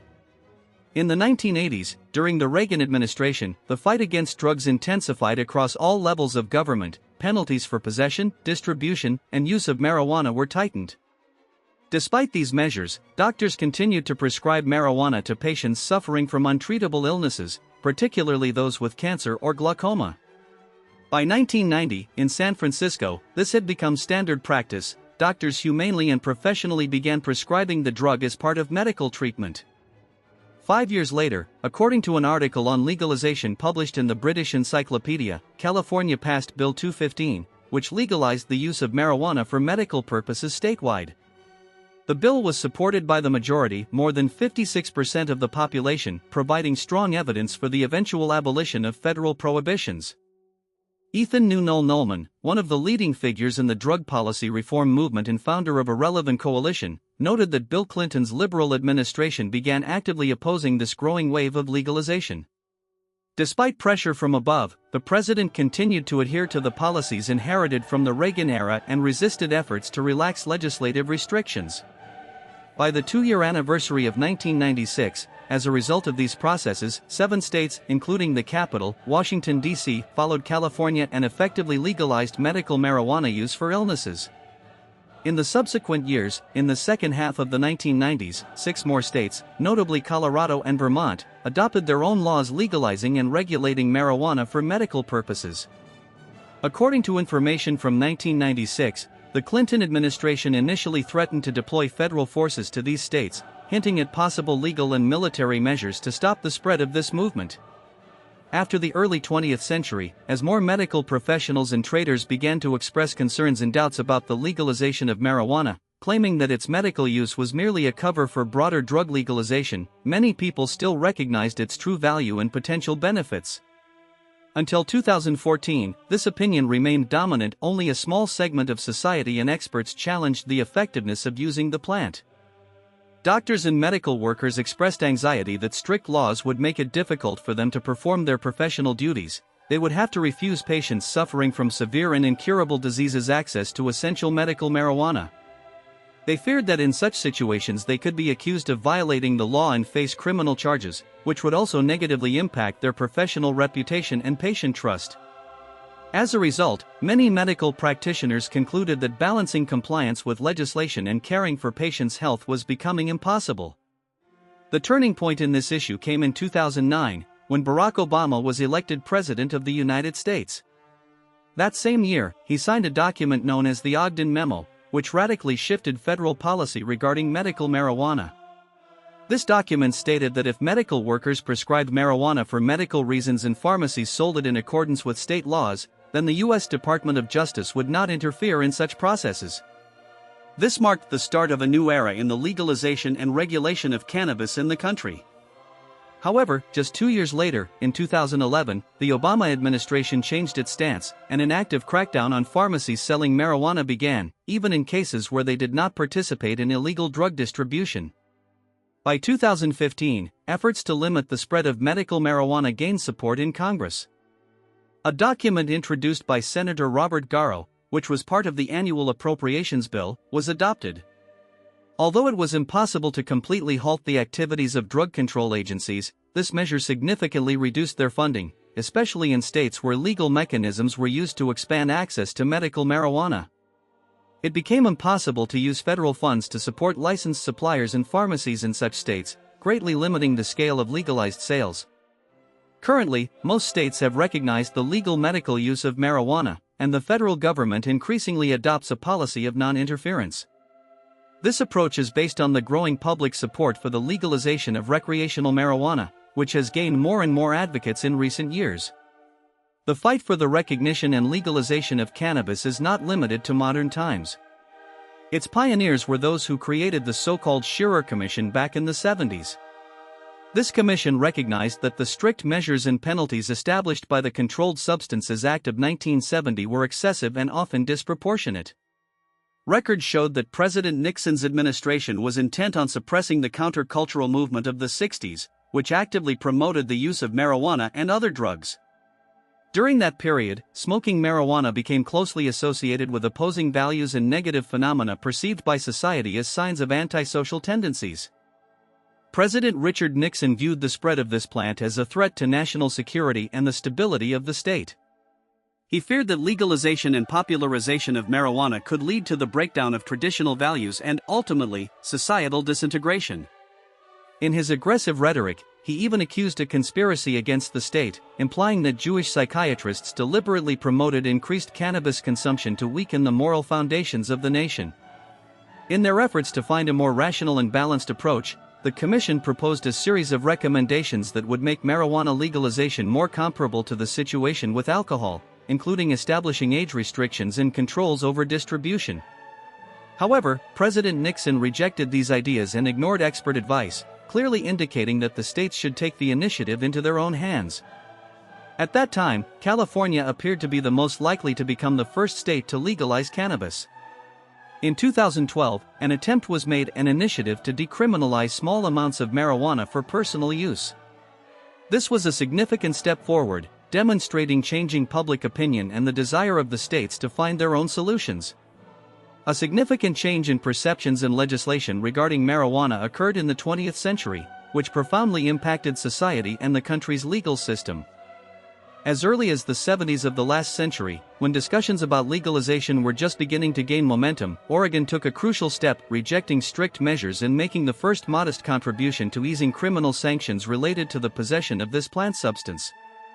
Under the new laws, marijuana possession was no longer considered a serious crime but categorized as a civil infraction, opening the door to a more lenient approach to such situations. Although possession could still result in a fine, the new legal regulation reduced the risk of imprisonment and eliminated automatic criminal conviction for the offender. Society expressed concerns that loosening the legislation might lead to increased consumption, especially in professional circles where the use of marijuana was becoming more common. However, studies conducted by the Connecticut General Assembly showed different results. The number of first-time users in drug-related arrests from 1967 to 1991 decreased by almost 60%. These data helped convince many skeptics that strict criminal enforcement cannot solve the perennial problems associated with drug abuse, which have long troubled the Nixon administration. By the beginning of the new century, 2000 and 2010, an increasing number of states and municipalities, following Oregon's lead, moved towards gradual decriminalization and legalization of narcotic substances. Research conducted by legal and sociological experts confirmed the benefits of such an approach, as many arrests for marijuana possession often caused more harm than good, destroying lives and worsening the social standing of citizens. The New York State government website emphasized that criminal prosecution for possessing this plant is a thing of the past, and its presence is now viewed as an outdated relic from an era that can seriously impact a person's future, hindering access to employment, housing, or financial support. In detailed articles in analytical publications like The Atlantic, it is highlighted that marijuana use today includes people from all social strata, both rich and poor. However, economically disadvantaged groups tend to face harsher legal penalties, making juvenile crime an obstacle to social mobility and improved living conditions in the future. Debates continue over personal responsibility for drug use. Statistical data indicates that mass incarceration is an ineffective and often harmful way to combat the phenomenon. As a result, many states in recent years have focused on legalization efforts to reduce the social and legal consequences of illegal marijuana trade. When marijuana first became a symbol of rebellion and protest, many fears and concerns arose about its influence on society. Today, it is primarily seen as a commodity within market chains and the commercial sphere. The main question now is whether legalization has crossed the boundaries of reason and if it has become an excessive measure that could cause more harm than good. The idea of legalization gained strength in 2012, when states like Washington and Colorado implemented corresponding laws. By 2023, 20 states and the District of Columbia had lifted bans on recreational marijuana use, thanks to the adoption of relevant legislation at the federal level. Today, this drug is actively permeating everyday life, and among entertainment stars and entrepreneurs, there are openly supportive advocates for its use. Initially, federal authorities showed great leniency towards medical marijuana use, as most of its consumers were patients suffering from severe illnesses and facing desperate circumstances. In such cases, the use of medical marijuana was considered a necessary measure, a safe way to alleviate their condition. However, an important distinction remains that decriminalization and legalization are not the same. Decriminalization often meant that local authorities did not pay attention to possession or consumption in small quantities, making it possible to use the substance without criminal sanctions. In contrast, legalization entailed the complete lifting of federal bans and granting permission for unrestricted use, sale, and production of these substances within defined borders. This drastic change in status sparked numerous debates and discussions about the need to revise the classification of marijuana as a substance from the list of strictly controlled drugs. In 2022, the U.S. Congress proposed a bill to eliminate the federal prohibition on marijuana use and lift related restrictions. What are the most compelling arguments in favor of legalizing this plant? In an interview with the well-known cannabis magazine High Times, former Republican Congressman Ron Paul expressed his view that legalization is the most reasonable solution from the perspective of policy and protection of civil liberties. He emphasized that, similar to the Prohibition era when bootleggers were popular, the war on drugs only contributed to strengthening criminal organizations, cartels that control the profitable and criminalized drug market in the United States. The remaining politician explained that the decision to legalize marijuana at the state level is a kind of compromise that simultaneously promotes freedom and considers the interests of various groups in society as a whole. According to Ron Paul, if the legalization process is accompanied by sensible and clear regulation, it can lead to the development of a more socially responsible society. He believes that Americans have every right to consume marijuana, but at the same time, each person must be prepared to take responsibility for their actions, especially if their behavior under the influence of the drug turns into a crime. It is worth noting that very few advocate for a complete ban, even in cases where someone encounters abuse issues. It is important to emphasize that crimes related to marijuana use, reported by individual consumers, should not serve as a basis for widespread prohibitions or the undermining of its overall legality. For many centuries, marijuana has been part of various cultural traditions and practices around the world. You might be surprised to learn that the first scientific studies of this plant began as early as the 10th century, just before it was subjected to global demonization and a series of bans. In the 20th century, marijuana seemed to be an integral part of popular culture. From the Jazz era and the Great Depression, when cannabis was associated with lively nightlife entertainment, to the rock and roll era of the 60s and 70s, it stood out against the background of other drugs, which were more often linked to earlier periods of history. According to research conducted by experts from the University of Sydney, marijuana use dates back at least 3,000 years to the 3rd millennium BC.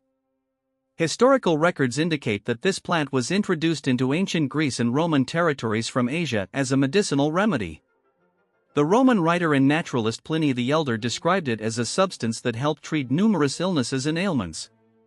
It was used for treating various conditions such as joint pain, gout, digestive disorders, and also applied for animal care and the treatment of ear infections. Modern scientists note that after Pope Innocent VIII began opposing the use of marijuana in the 10th century, public attitudes towards the plant started to change. At the same time, reports from scientific committees and the House of Lords in Britain show that interest in cannabis was revived in the 19th century, and by the 15th century it had become a noticeable part of Western society. Already in the early Victorian era, in the 19th century, an Irish doctor expressed willingness to recommend widespread medicinal use of marijuana in the UK. Born in Limerick and educated in medicine at Trinity College and the University of Edinburgh, William Brooks was one of those who saw the medicinal potential of this plant. However, after completing his studies, he was unable to obtain a license to practice medicine in London, yet his interest in the healing properties of cannabis continued to inspire professionals of his time. Establishing his own laboratory, he gradually gained recognition through his work analyzing blood and stool samples of plague victims. Modern scientists confirm that the research conducted by Assay played a crucial role in a deeper understanding of the nature of this complex and dangerous disease, marking a true breakthrough in medical science of that time. By the 1820s, he was already serving as an assistant surgeon in the Bengal Medical Service of the East India Company, working in Calcutta. It was there that he first learned about the recreational and medicinal use of the plant, which local residents called ganja marijuana. During his acquaintance with the plant, encountering its resin obtained from dried flowers, he felt he had found a potential remedy for his active experiments. After conducting numerous tests on animals, during which the substance proved to be completely harmless and elicited no negative reactions regardless of the dose, Assay decided to begin using it to treat 3 patients suffering from rheumatism. In the early days of treatment, only one patient showed noticeable improvement. This man became significantly more mobile and relief from pain was achieved. Another patient, plagued by intense hunger and a tendency to talk excessively, later developed catatonia, a state of temporary unresponsiveness and immobility. The third patient suddenly began to behave unexpectedly, with hysterical laughter, which initially seemed to be a side effect. Nevertheless, all 3 reported in the mornings that their pain had completely disappeared, and the doctor declared them cured. Gradually, expanding his research and studying the effects of the plant on various illnesses, he observed that marijuana contributed to natural recovery in many patients and also significantly eased diarrhea, which was especially important under the sanitary conditions of the time. Furthermore, according to his observations, it helped with spasms in people suffering from spinal diseases, although it only slightly reduced the suffering of rabies patients. Ultimately, Assay became fully convinced of the medicinal properties of this plant, and in 1843 published his findings in an authoritative medical journal of the province. This publication caused a sensation in the Victorian medical community, opening new horizons in understanding the mechanisms of the human body and the possibilities of pharmacological intervention. Shortly after the release of his article, which sparked widespread interest and became the subject of active discussion, his colleagues in London began establishing contact with him, eager to learn all the details and nuances of his research and experiments.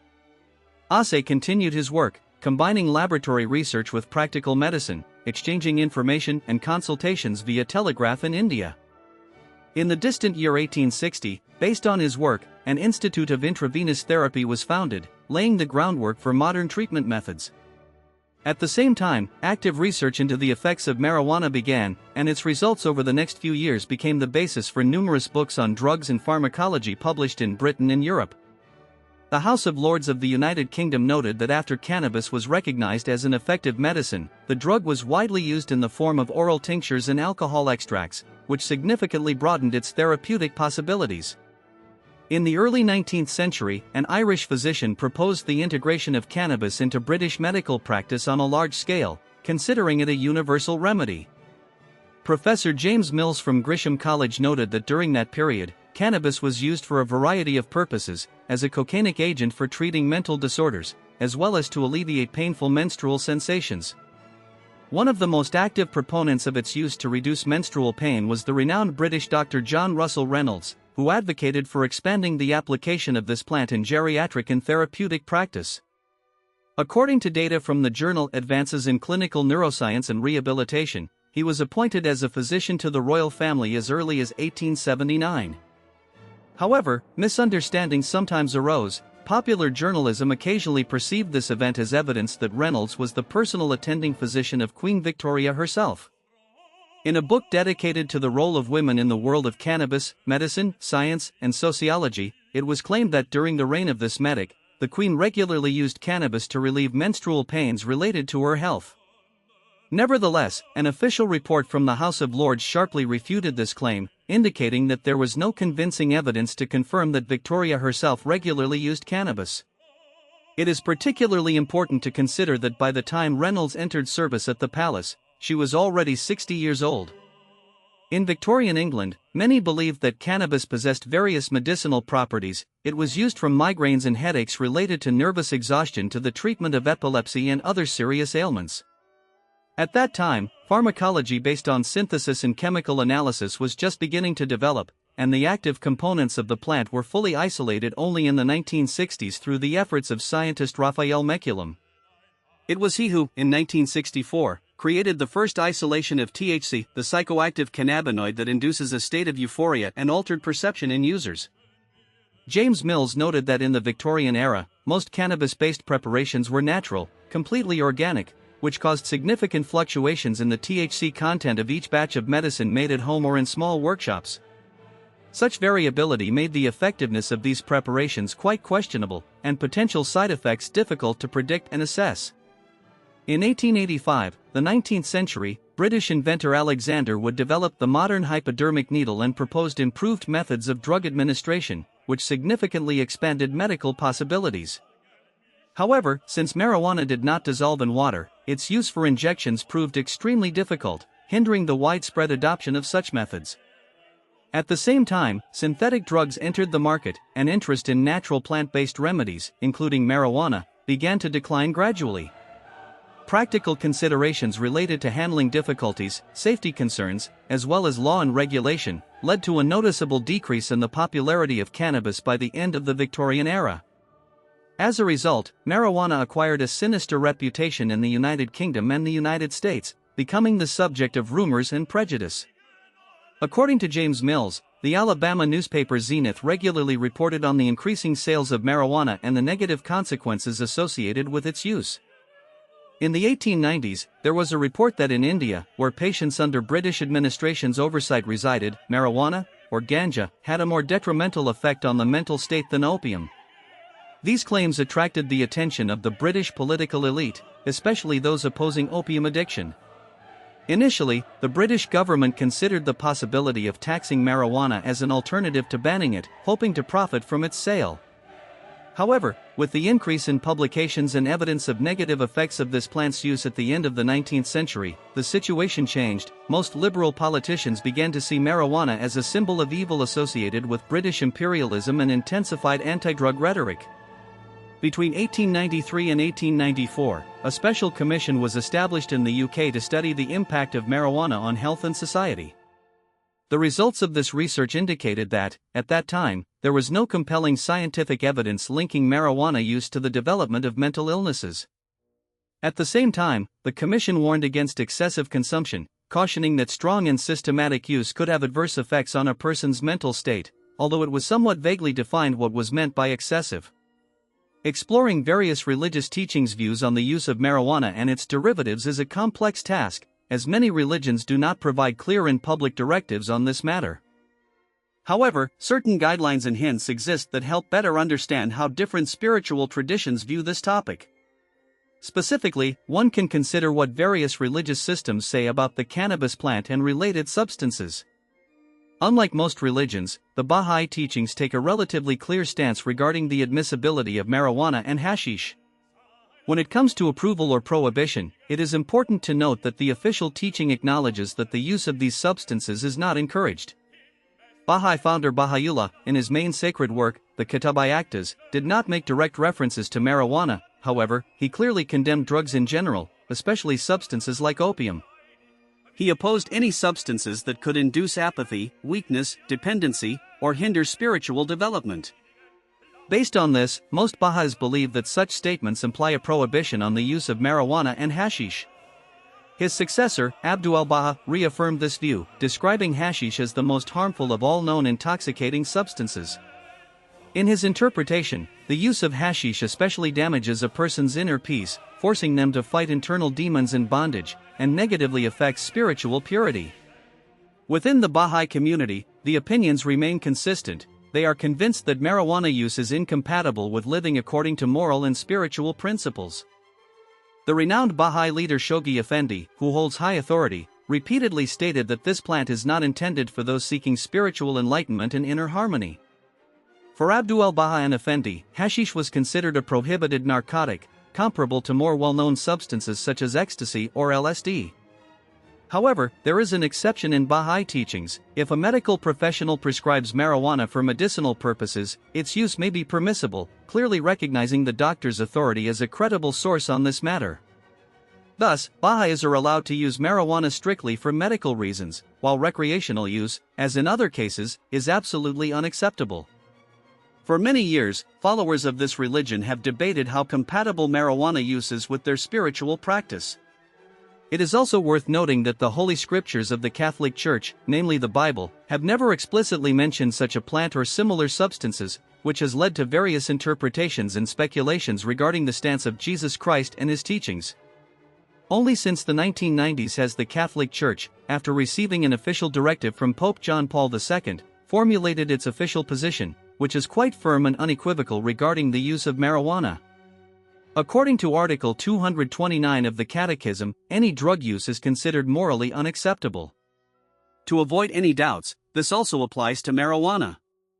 The ruling imposes a duty on believers to abstain from all types of drugs, as their use is perceived as a manifestation of moral behavior that is hostile to both the body and the spirit of the individual. At the same time, there is an understanding that, in cases where marijuana is used for medicinal purposes and prescribed by a doctor, its use may be permissible. Some theologians, such as Jesuit priest Peter Ryan, believe that in such cases, medical marijuana can be integrated into therapeutic practice. However, not everyone agrees with this view. For example, Dr. William Chow argues that the question of the permissibility of medical use requires more comprehensive medical research and ethical analysis, as each specific case may involve nuances and risks. Overall, most Catholic theologians concur that recreational use of marijuana is categorically unacceptable, and in this matter, their positions fully align. This rule is regarded as absolute and beyond doubt. In 2013, Pope Francis publicly expressed his stance on the issue of legalization of recreational marijuana at an international conference dedicated to combating drug-related problems. He emphasized that such an idea raises serious doubts in his mind and cannot be endorsed, given the principles laid out in the teachings of Jesus Christ. In particular, the Holy Father reminded that sacred texts and the teachings of the Church's saints emphasize strict prohibitions on the consumption of coffee and smoking of tobacco, which are considered unacceptable. It is no surprise that within the framework of official Church canon law, the use of marijuana for recreational purposes is also deemed inappropriate and prohibited. The Church's views regard this drug as a violation of principles that form the foundation for health and nutrition, upon which the spiritual and physical life of its followers hinges. For this reason, an active and unconditional ban specifically targets recreational marijuana use. As for medicinal marijuana, the situation is more complex and multifaceted. Official Church documents suggest that the use of the medicinal plant is permissible only when prescribed by a doctor and with a valid prescription.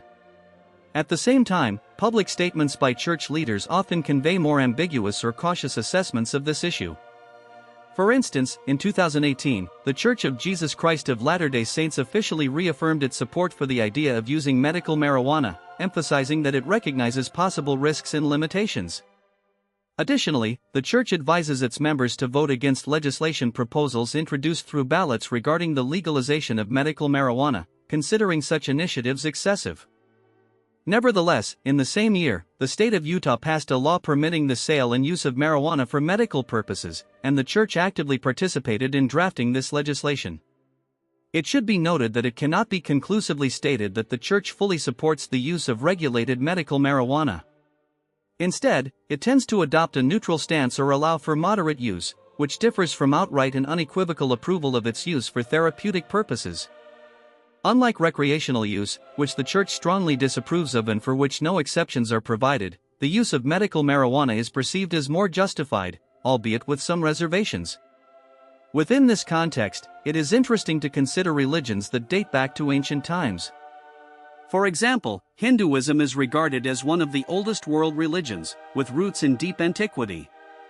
Unlike most ancient belief systems, the sacred texts of Hinduism not only mention marijuana but also describe its use for medical purposes with respect and recognition. Over the centuries, it has played an important role in the culture and religious practices of this tradition. According to the Ayurvedic tradition, cannabis was considered a sacred plant that helped people overcome sins, illnesses, and life's hardships.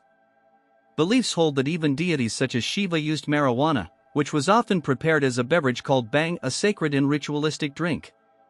The rich history of cannabis use in Hinduism has influenced Indian culture, where it continues to hold significance today. In modern Indian drug laws, there is an exception allowing the sale and use of cannabis leaves in the form of bhang. The government enforces strict control over the distribution of this product across the country. Hindu festivals such as Holi and Shivratri are accompanied by widespread consumption of bhang among participants, further impacting cultural traditions.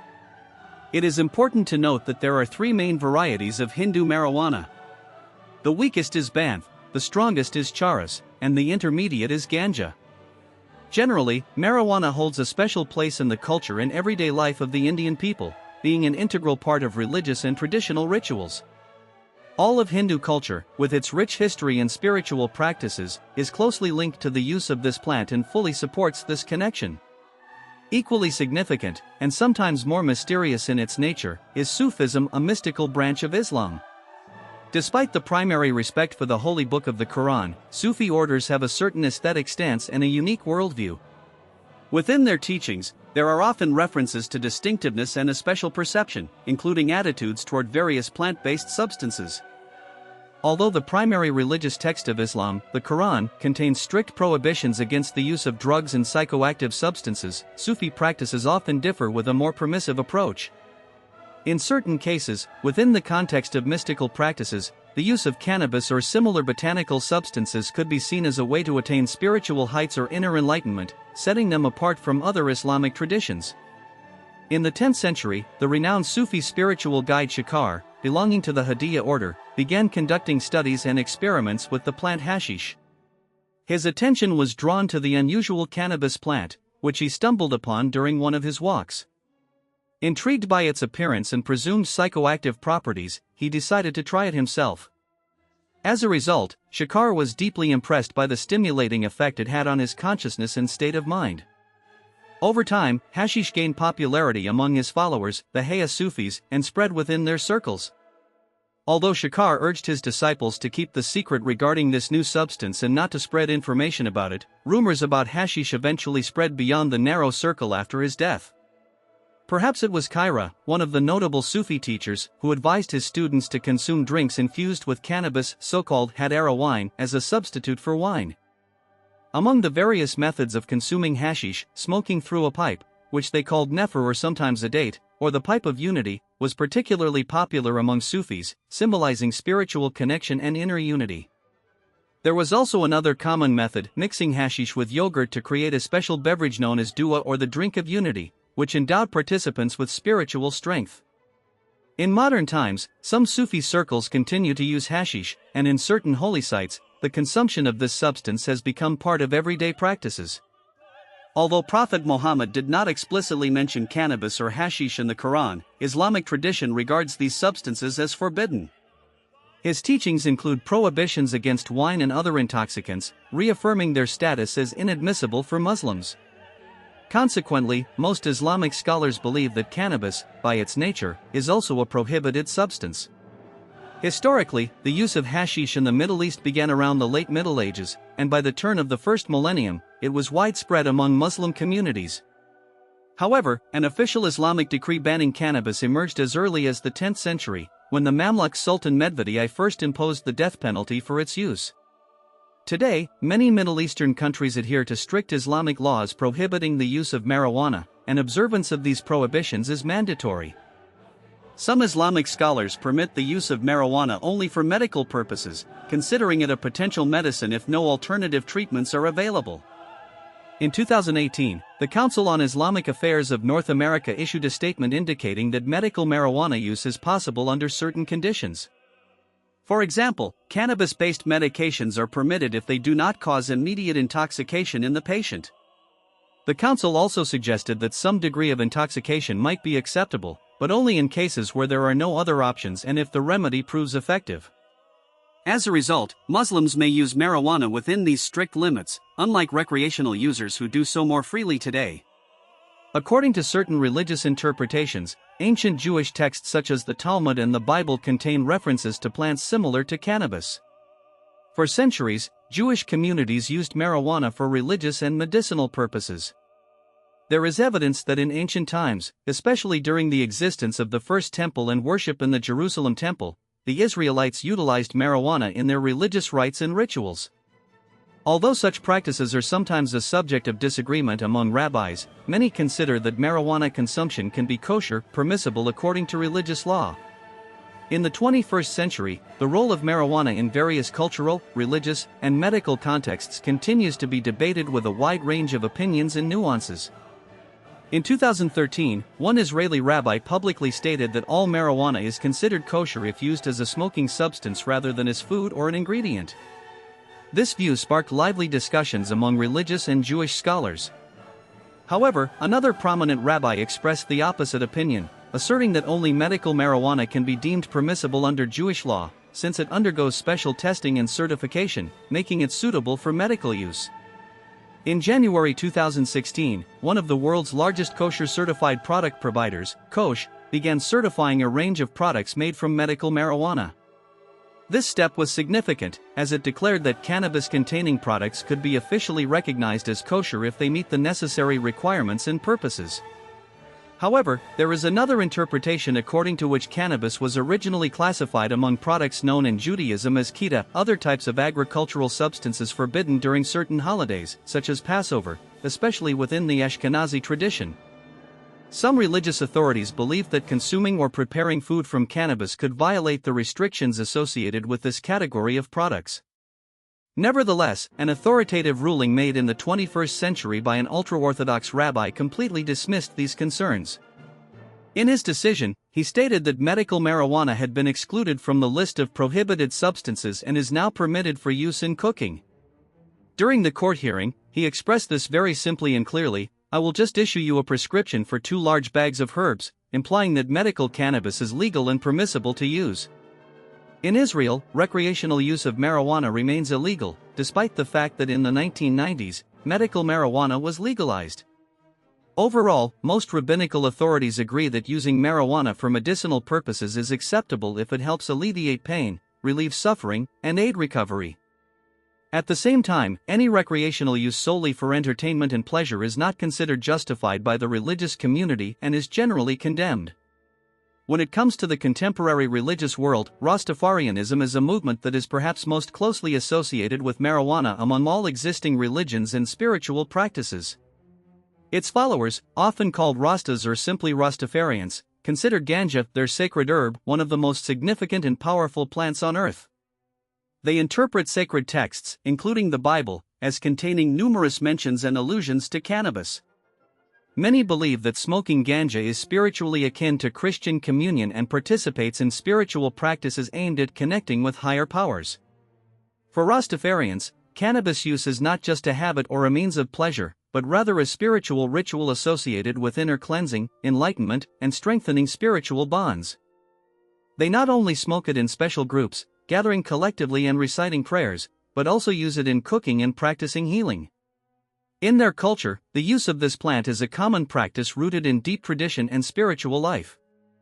Rastafarians regard marijuana with respect, considering it a tool for mental purification and consciousness expansion, capable of helping one attain inner harmony and understand their spiritual nature. The history of Rastafarians' encounter with this plant dates back to the 11th century, when Indian Hindu workers involved in the construction of temples and other religious structures began using ganja as part of their spiritual practices. They considered this plant to be sacred, possessing the power to purify the soul and expand perception. Over the centuries, this tradition became rooted and spread among their followers, evolving into an integral part of their spiritual life. Within the Rastafarian movement, marijuana evokes mixed feelings. On one hand, fear, as it is associated with powerful psychoactive effects and the potential for loss of control; on the other hand, deep admiration, given its ability to inspire, unite, and purify the mind. It is precisely because of these properties that this culture regards marijuana as one of nature's most precious gifts. Many Rastafarian practices include using ganja during meditation sessions or as a tool to achieve inner harmony. Usually, to attain the highest level of spiritual enlightenment, Rastafarians gather in large circles where smoking takes place in designated areas, sometimes accompanied by prayers, chants, or spiritual discussions. The most popular methods of consumption in this tradition are a hookah or pipe, sometimes called a chillum, as well as steam devices that allow for the most precise and deep inhalation of smoke. After these rituals, discussions often begin focused on exploring new dimensions of consciousness and cleansing the soul. For Rastafarians, marijuana is not merely a recreational substance but a sacred ritual, an act that connects individuals with profound spiritual layers in nature. Their culture has for centuries linked the consumption of this plant with spirituality and the pursuit of inner peace. According to ancient legends, the Dulci, a religious group that existed in India and had its own mysteries, initially rejected cannabis around 6 centuries before the Common Era. However, approximately 100 years later, their views changed, and they likely began acknowledging the psychoactive properties of the plant, which significantly influenced their religious practices and culture. It remains uncertain exactly how they used marijuana to induce hallucinations and spiritual enlightenment, leaving this aspect open for further research and speculation. Old manuscripts and myths mention that their creators and ancestors used cannabis seeds. These seeds are known to contain only small amounts of THC, the compound responsible for psychoactive effects. To produce a potent effect that causes vivid hallucinations and alters perceptions of reality, they probably had to consume substantial doses of this substance. However, the very possibility of achieving such an effect solely by using seeds seems quite doubtful. The low THC content in seeds could hardly produce the desired result. Consequently, a logical conclusion arises: they must have had some other method of using cannabis, perhaps smoking it or introducing it into the body in other ways. This connects, on the one hand, with their knowledge of the plant, and on the other hand, suggests that they were seeking a way to enhance its effects, making them more potent and accessible. It is also worth noting that such practices likely made them more susceptible to hallucinogens, expanding consciousness and opening new horizons of perception. Since ancient times, the Taoists have maintained a mention of the cannabis deity Magamagu. This name can be interpreted as cannabis god, which confirms the importance of this plant in their culture and religious practices. In their ancient texts, there are numerous references to Magamagu as a deity endowed with magical power, associated with the use of hemp for medicinal and sacred purposes. In East Asian countries, ancient documents and treatises exist that are dedicated to the healing properties of plants from the Cannabaceae family, as well as legends about the so-called Karatite special forms of the plant growing naturally, especially in China. These accounts arouse genuine interest among researchers, as it is difficult to say how many religions and cults revere or have revered such deities and related practices. Undoubtedly, the figure of Magamagu possesses a certain rarity and mystique, adding color to Taoist beliefs and linking them with cannabis and its mysterious power. Even among sects, followers of an ancient religion, there is a widespread belief that most of them do not use marijuana, adhering to strict rules of abstinence. However, despite official bans, in some regions and among certain groups, the use of this herb remains quite common, often causing debates and disagreements within religious communities. Among those most notable in their history are the so-called Nihangak, or Immortals, groups of Soyak warriors considered legendary protectors of the people. Legends say these militant individuals helped repel invasions from Afghanistan and the Mongol Empire. Meanwhile, the Nohangi people, residing in present-day India, began using marijuana for medical and therapeutic purposes during times of military conflict. According to legends, they used it to ease wounds, reduce pain, and calm soldiers before battle, making them more resilient and better prepared for combat. The Nahangi tribe has long used a mixture called bak, a special combination of cannabis leaves which people consumed, experiencing its healing effects. However, nearly 2 centuries after their armed conflicts subsided, the question of the ongoing use of marijuana and its impact on their society has become a subject of heated debates and discussions. At the same time, the official religious canons of Sikhism, such as the code of conduct known as the Sikh Rehat Maryada, strictly prohibit the use of marijuana as a substance that causes intoxication and disrupts spiritual purity. The founder of the sect, Guru Nanak, always advised against using such substances, emphasizing the importance of spiritual development and inner harmony. These prohibitive rules could, undoubtedly, lead to disagreements and schisms among believers in the future.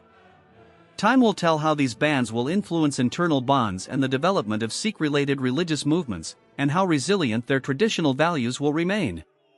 One of the most mysterious and least studied religious currents of modern times is the Santa Muerte cult. In its contemporary form, it has gained a reputation as one of the most enigmatic and incomprehensible cults. Its history spans centuries, but widespread popularity and dissemination have occurred in recent years, largely due to increased contacts of its followers with illegal drug traffickers and criminal structures. In the early days, Santa Muerte had no sacred texts explicitly forbidding the use of marijuana. However, the current network of temples and shrines dedicated to this plant indicates that many believers use it as a means of communicating with the divine or strengthening spiritual bonds.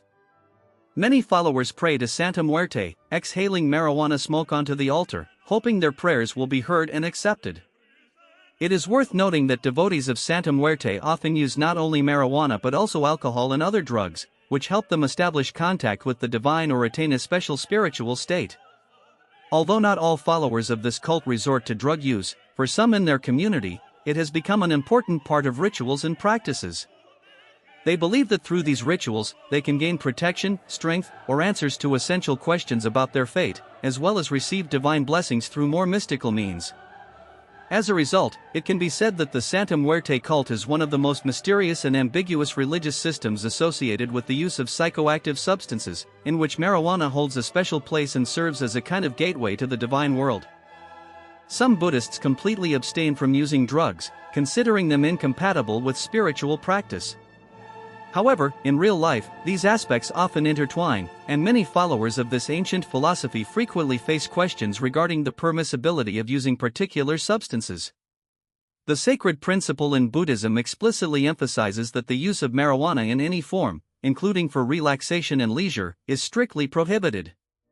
The fundamental moral precepts upon which Buddhist ethics are built provide clear guidance on how a true follower of the Buddha's teachings should behave.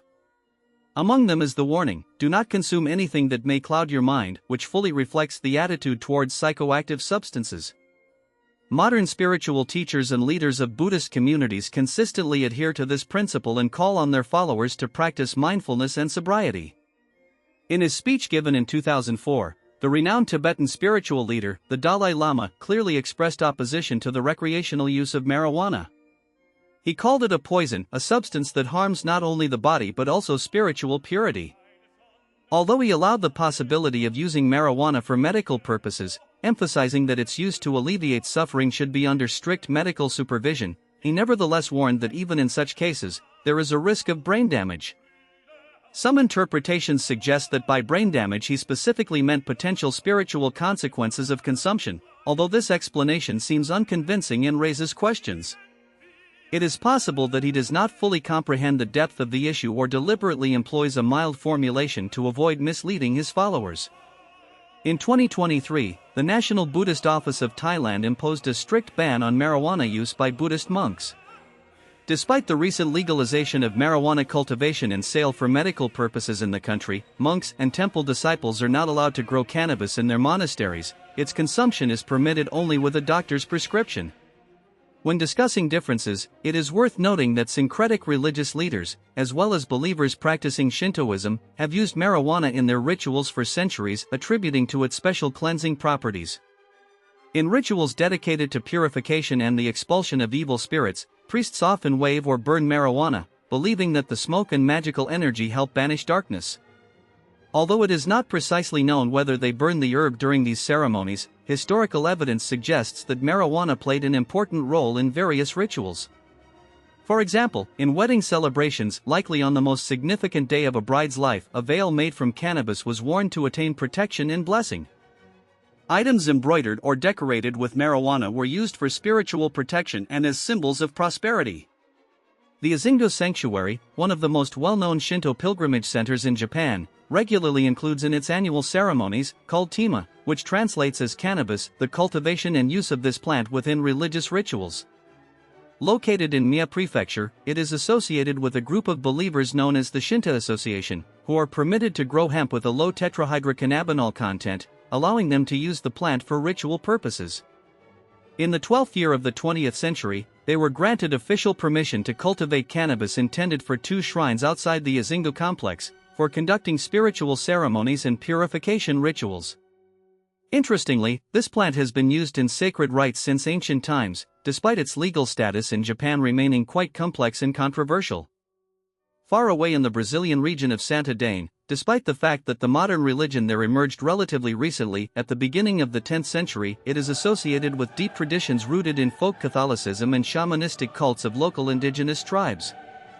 Most of the rituals of this faith are closely connected with the use of a special psychedelic brew called yasa, which translates as holy breath. Its ingredients include marijuana, a plant that followers consider a spiritual conductor capable of connecting humans with higher powers. Followers of this faith, known as Diyas, use cannabis to achieve spiritual enlightenment and internal purification. They regard it as a sacred relic they call Santa Maria and assign it sacred significance. However, one sect, founded by Padre Sasta, in the 70s of the last century, became the most active in using marijuana in its rituals. This group, having separated from the main Santa Dane community and drawn closer to the Friends of Ira Zora, who died in 1971, continued practicing the use of the plant in their rites, endowing it with special spiritual importance. He began to use marijuana within his religious ceremonies to deepen his spiritual experiences and expand consciousness. However, this practice caused mixed reactions within his spiritual community. Some of his fellow believers, supporters of Senyu Dame, perceive marijuana consumption as illegal and narcotic in nature, which led to the Sa group becoming isolated within the broader religious community. As a result, Sa's desire to use the psychoactive plant became a topic of heated debate among the Sentadium faithful, dividing opinions and fostering hostility among conservative followers. Zoroastrianism is one of the oldest religions on earth, with roots deep in antiquity, and there is substantial evidence indicating that marijuana played an important role in its mystical practices. In the sacred book of Zenavesta, which is considered the primary text of this religion, there is a section called Vendidad, where marijuana is mentioned. In this section, cannabis is referred to as ban, a term widely used in Asian cultures to denote this narcotic substance.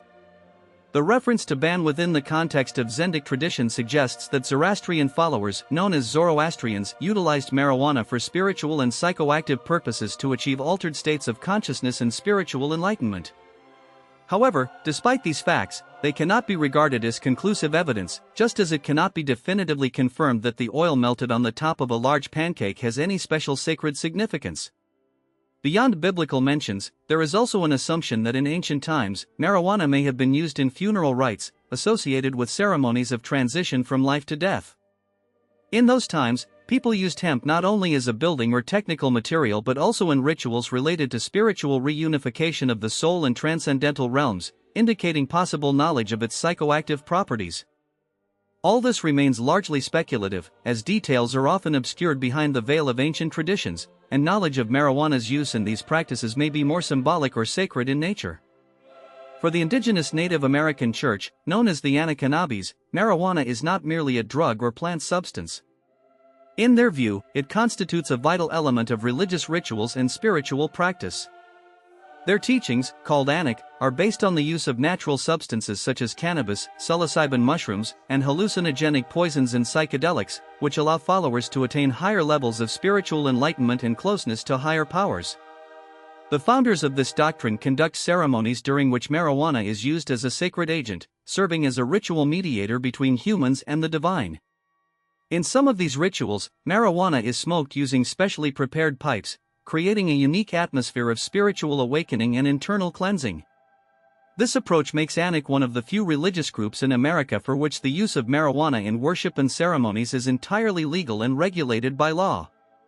The religious community of Anak is an officially registered and recognized tribe of Native Americans, which allows them to operate outside the scope of federal laws banning the use and possession of marijuana.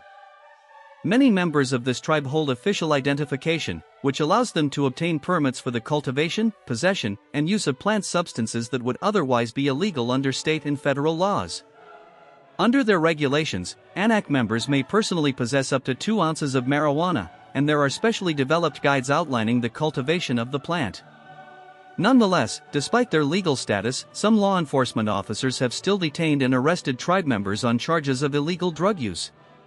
However, official reports of such operations are often inconsistent and lack transparency. Despite these difficulties, Anak continues to use marijuana as a means to promote spiritual growth and medical purposes, disregarding legal restrictions and adhering to their spiritual path. This practice, although controversial and sometimes perplexing to outsiders, remains alive and evolving within this unique religious movement, confirming that for many followers, marijuana is much more than just a plant-based drug. It is part of their spiritual tradition, a conduit to higher states of consciousness and inner enlightenment.